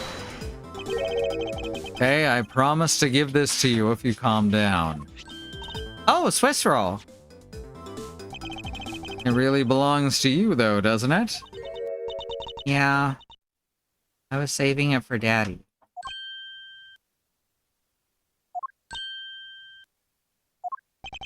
Oh my! Your father, he's... Ah, don't you say another word, pal. She doesn't know yet. Thanks for watching out for me, Gummy. But I already know about Daddy. I overheard the guards talking. About how Daddy's not here anymore. I'm sorry I couldn't protect him. Hey. I'm not gonna cry. I'm not gonna...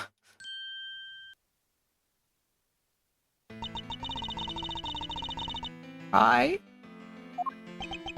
It's alright. Let it all out. Father just passed away, after all.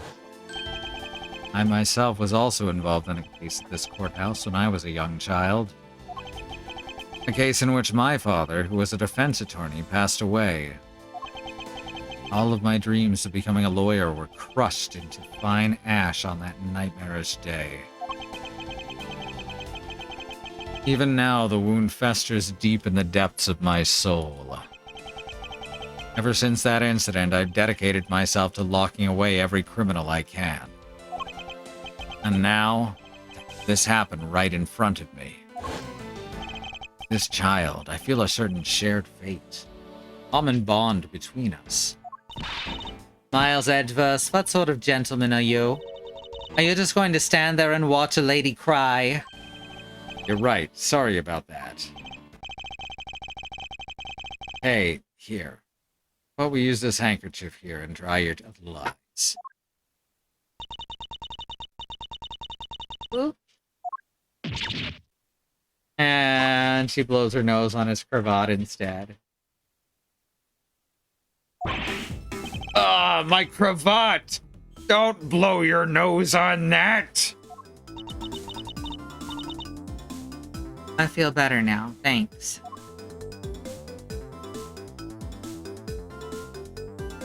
I hope he doesn't have to eat that later, right? Now it's especially important. Hey, are you going to be alright? Yep, I'm already alright. Somehow I highly doubt that, but I'm not going to push it. I promised Daddy I'd never cry in front of strangers. Hey, you're a good kid, aren't you, Kay? You always keep your promises, right? That's right. Even if I can't see Daddy anymore, I'm still gonna keep all my promises. You're a very brave girl, Kay. You're a very good child for keeping the promises you made to your papa. I'll even testify that you didn't cry just for you. Thank you very much, lady. It's nothing. I'm only telling the truth after all. It would appear that because her father was a respected prosecutor, Franziska is sympathetic to Kay's feelings. Hey, what kind of person was your father? Daddy was a hero of justice. His job was to catch all the bad people in the world.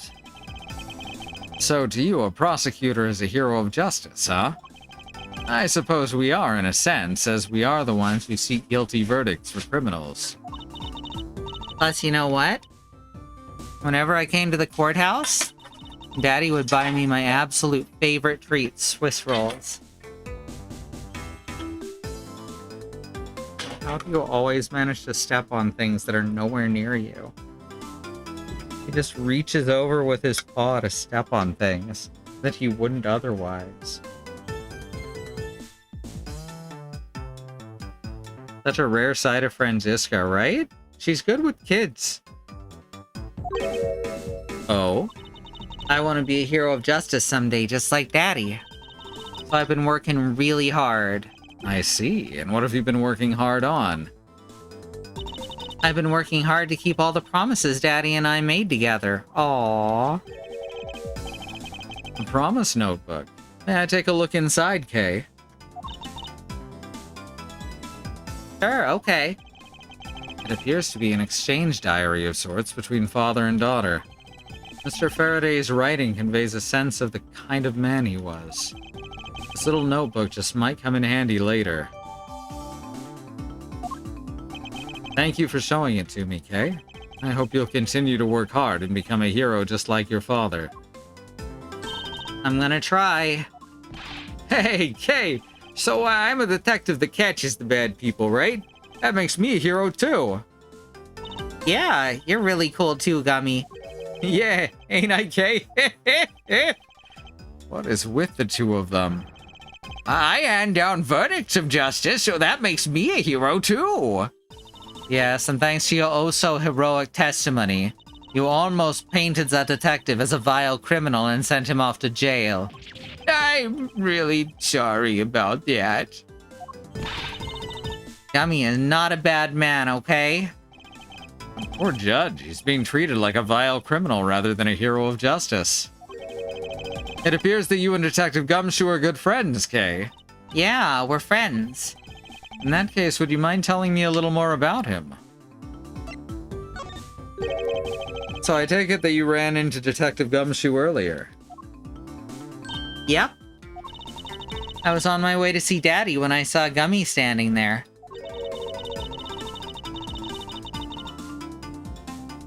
He was standing in the hallway, staring real hard at the vending machine, so I said hi. And when was this? Huh? Oh, before everything got crazy. How long were the two of you together? We only talked for a little while. And then we went our own ways. That's right, pal. Okay, and I only talked for a little while, and that's it. Oh, which means we've now confirmed that Kay was in the hallway during the recess, isn't that right? You got me. I told you to stop picking on Gummy, mister. Very well, then. I'll just have to speak with the good detective in private later.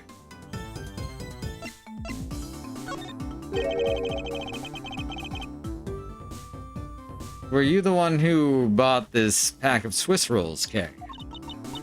Well, I didn't really have a lot of money. And I somehow made $1 out of all the pennies and quarters I had. But that still wasn't enough, and I really, really wanted one. How to think of it. He did come ask me to exchange a handful of change for $1. And that's when you came and asked me to change your money, correct? Yeah, thanks a bunch for doing that, mister. Sure. Let me ask you, even with that $1, you still didn't have enough, correct? Well, that's why... Hey, if you bully Kay anymore, I'm gonna have to arrest you, pal. Need I remind you that you're the one already under arrest? Ow! I sense that Kay is going to be less than forthcoming with this question. Sorry about your roughly thing. Yes, well, now that it's positively drenched in your nasal mucus, don't worry, Kay, I have a spare. So here, you can have this one. There we go. But Daddy said never take things from a stranger. It's one of the promises you made in your promise notebook, correct? Yeah, look, see? It's right here on this page. Never take things from a stranger. Never go anywhere with a stranger. Alright then. I'm not giving this to you. I'm merely allowing you to borrow it. You can take it home, wash it nice and clean, and then give it back to me the next time we meet. Okay. Daddy never said I couldn't borrow things from strangers. He had his spare on him? Now then, Detective Gumshoe. Uh-oh. I believe it's now crystal clear that you were with little Kay in the hallway. Oh. Grr, I told you to stop being mean to Gummy. Miles Edgeworth, there is still something you have yet to resolve. I beg your pardon.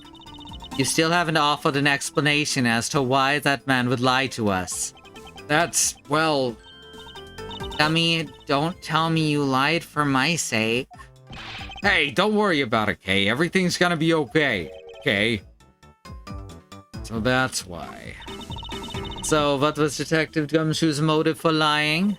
If you can't explain that, then you can't call this a perfect investigation. His reason for lying is very simple. What? Here's what I believe to be the reason. From simple observation of the detective's actions and his interactions with Kay, it's obvious that the detective was lying for the young girl's sake. And this piece of evidence will show you exactly why.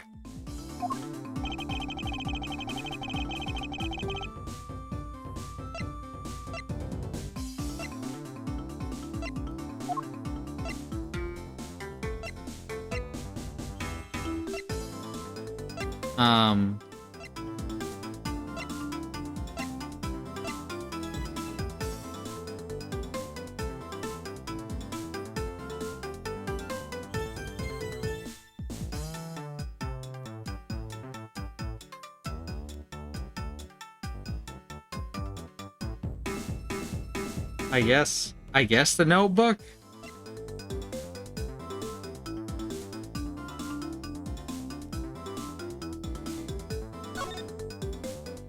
Oh, there's more pages. Never go anywhere with a stranger, never take things from a stranger. Always greet people with a smile, even people you don't know. Never cry in front of strangers. Always try your hardest to learn about things you don't understand. Daddy's job is to make sure everyone follows the rules. Kay, be a good girl and promise that you'll keep your promise to me, okay? Love, your daddy.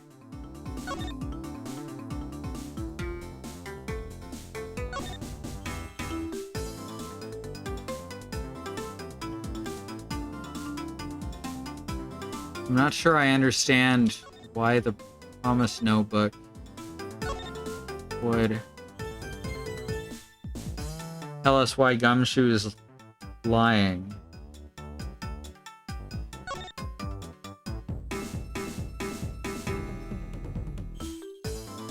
Gumshoe gave her the Swiss roll he's covering for her oh, okay, yeah, that makes sense. Take that! Mr. Faraday and Kay's promise notebook. How does this explain anything? Thank you, Willow. If you could take a look at this page, it's clearly written that Kay should never take things from a stranger. When Detective Gumshoe heard about that promise, he tried to cover for Kay.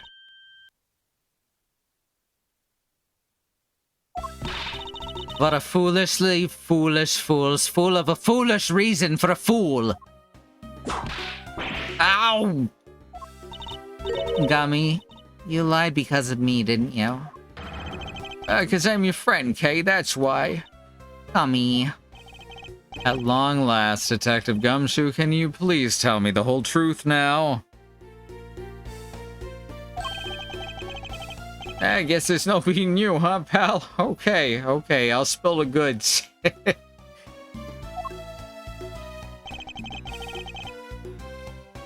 I'd been standing guard for a while. I was getting real hungry and the snack vending machine was taunting me. But all the cash you had on But all the cash you had on hand was $5, and that wasn't enough to buy anything, right? After all, the cheapest item in the machine is a $6 pack of Swiss rolls. Yeah, but then, like an angel from heaven, Kay showed up. I was thinking about sharing a snack with Daddy, so I wanted to buy a Swiss roll. But I only had about $1 in coins. So we pooled my $5 and her $1 together and bought a pack of Swiss rolls together. I was worried about breaking one of my promises.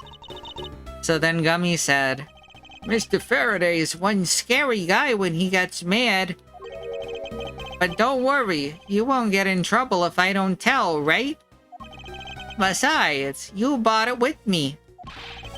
So you didn't really get it from me, you know? he told me it'd be okay.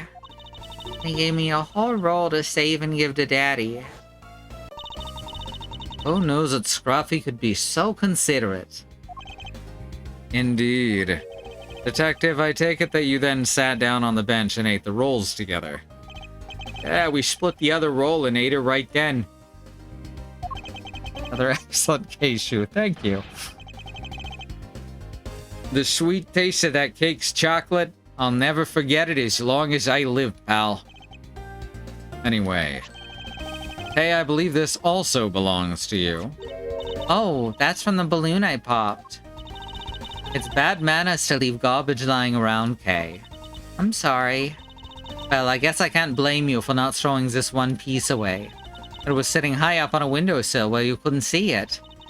So, just this once, I forgive you. But that balloon, I wanted to surprise Gummy a little, so I popped it on purpose. And because of me, Gummy dropped his half of the Swiss roll. Oh, wow! You really got me there, pal! So I thought maybe I should give Gummy this other roll. And then I saw you picking on Gummy, mister. So you kicked me, is that it? You sure are a feisty one. I'm really sorry, mister. It's alright, I'm perfectly unharmed. But about this Swiss roll. Would it be alright with you if I held on to it until Detective Gumshoe was cleared of all charges and free to go? Yeah, sure. Just make sure you give it to Gummy afterward, okay? Of course, I promise. Now then, I believe we've proven beyond a shadow of a doubt that Detective Gumshoe was in the hallway for the entire duration of his duty. Which undeniably proves that Detective Gumshoe could not have committed the double murders. Actually, it proves the opposite, Edgeworth. You've just shown that Detective Gumshoe is the only one who could have committed the crime. What do you mean? It's quite rude to eavesdrop, Miss Yu.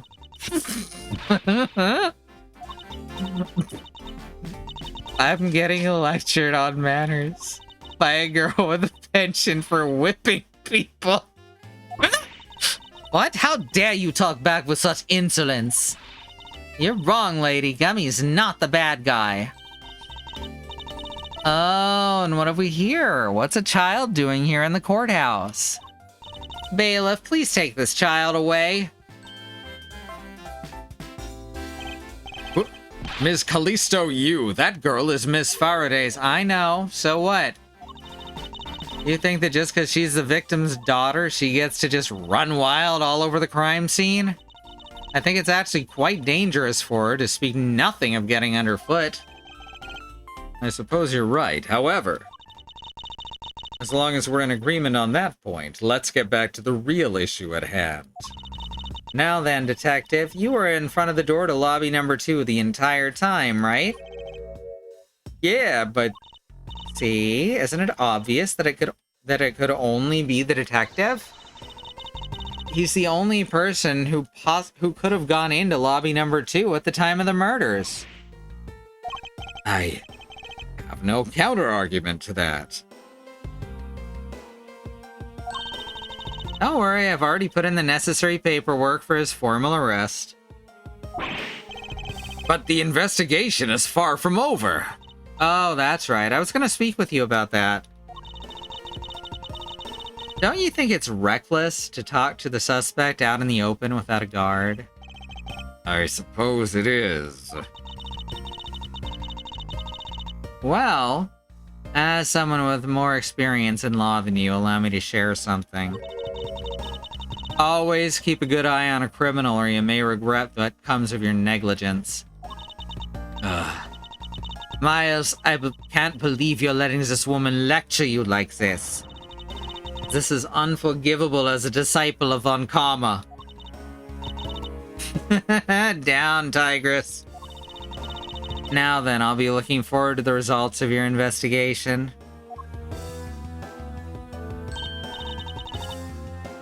So, we're back to square one. Actually, this is our last chance. I can tell that if we fail to solve this case, Detective Gumshoe will be formally charged under all of the circumstantial evidence. This investigation is not over yet. There's still one location we have yet to inspect. It's where Detective Bad and Ms. Yu were at the time of the crime, lobby number 1.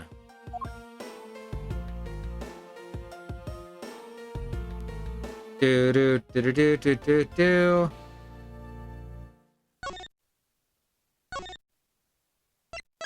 Alright, well that's it for tonight.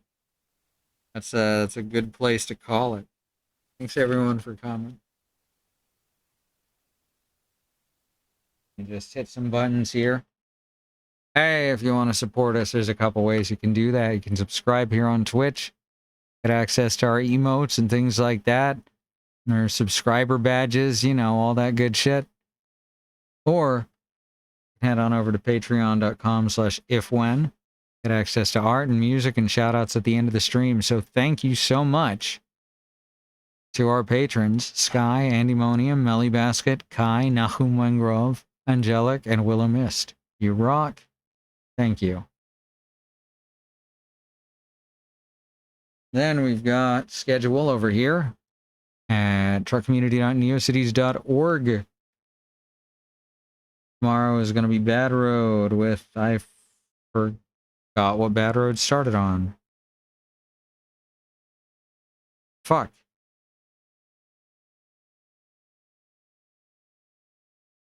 Let me just go to the website.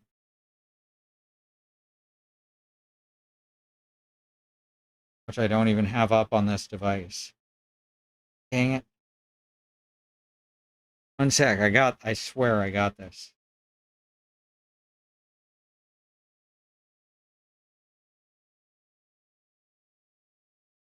Gonna bring it up. Of course it's, oh, wait. Bring it up. No.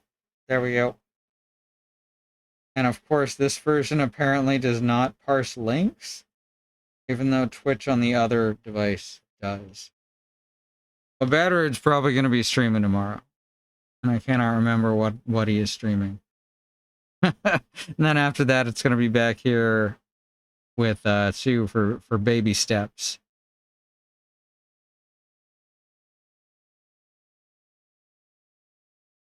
Then we got YouTube. Check that shit out. That's where all our streams go once we're done streaming them. That's where the VODs live. So if you want something to watch, you want to catch up on something, you need something on your second monitor, that's a great place to go find something. And with that, I'm out of here. So be kind, but be careful, everyone.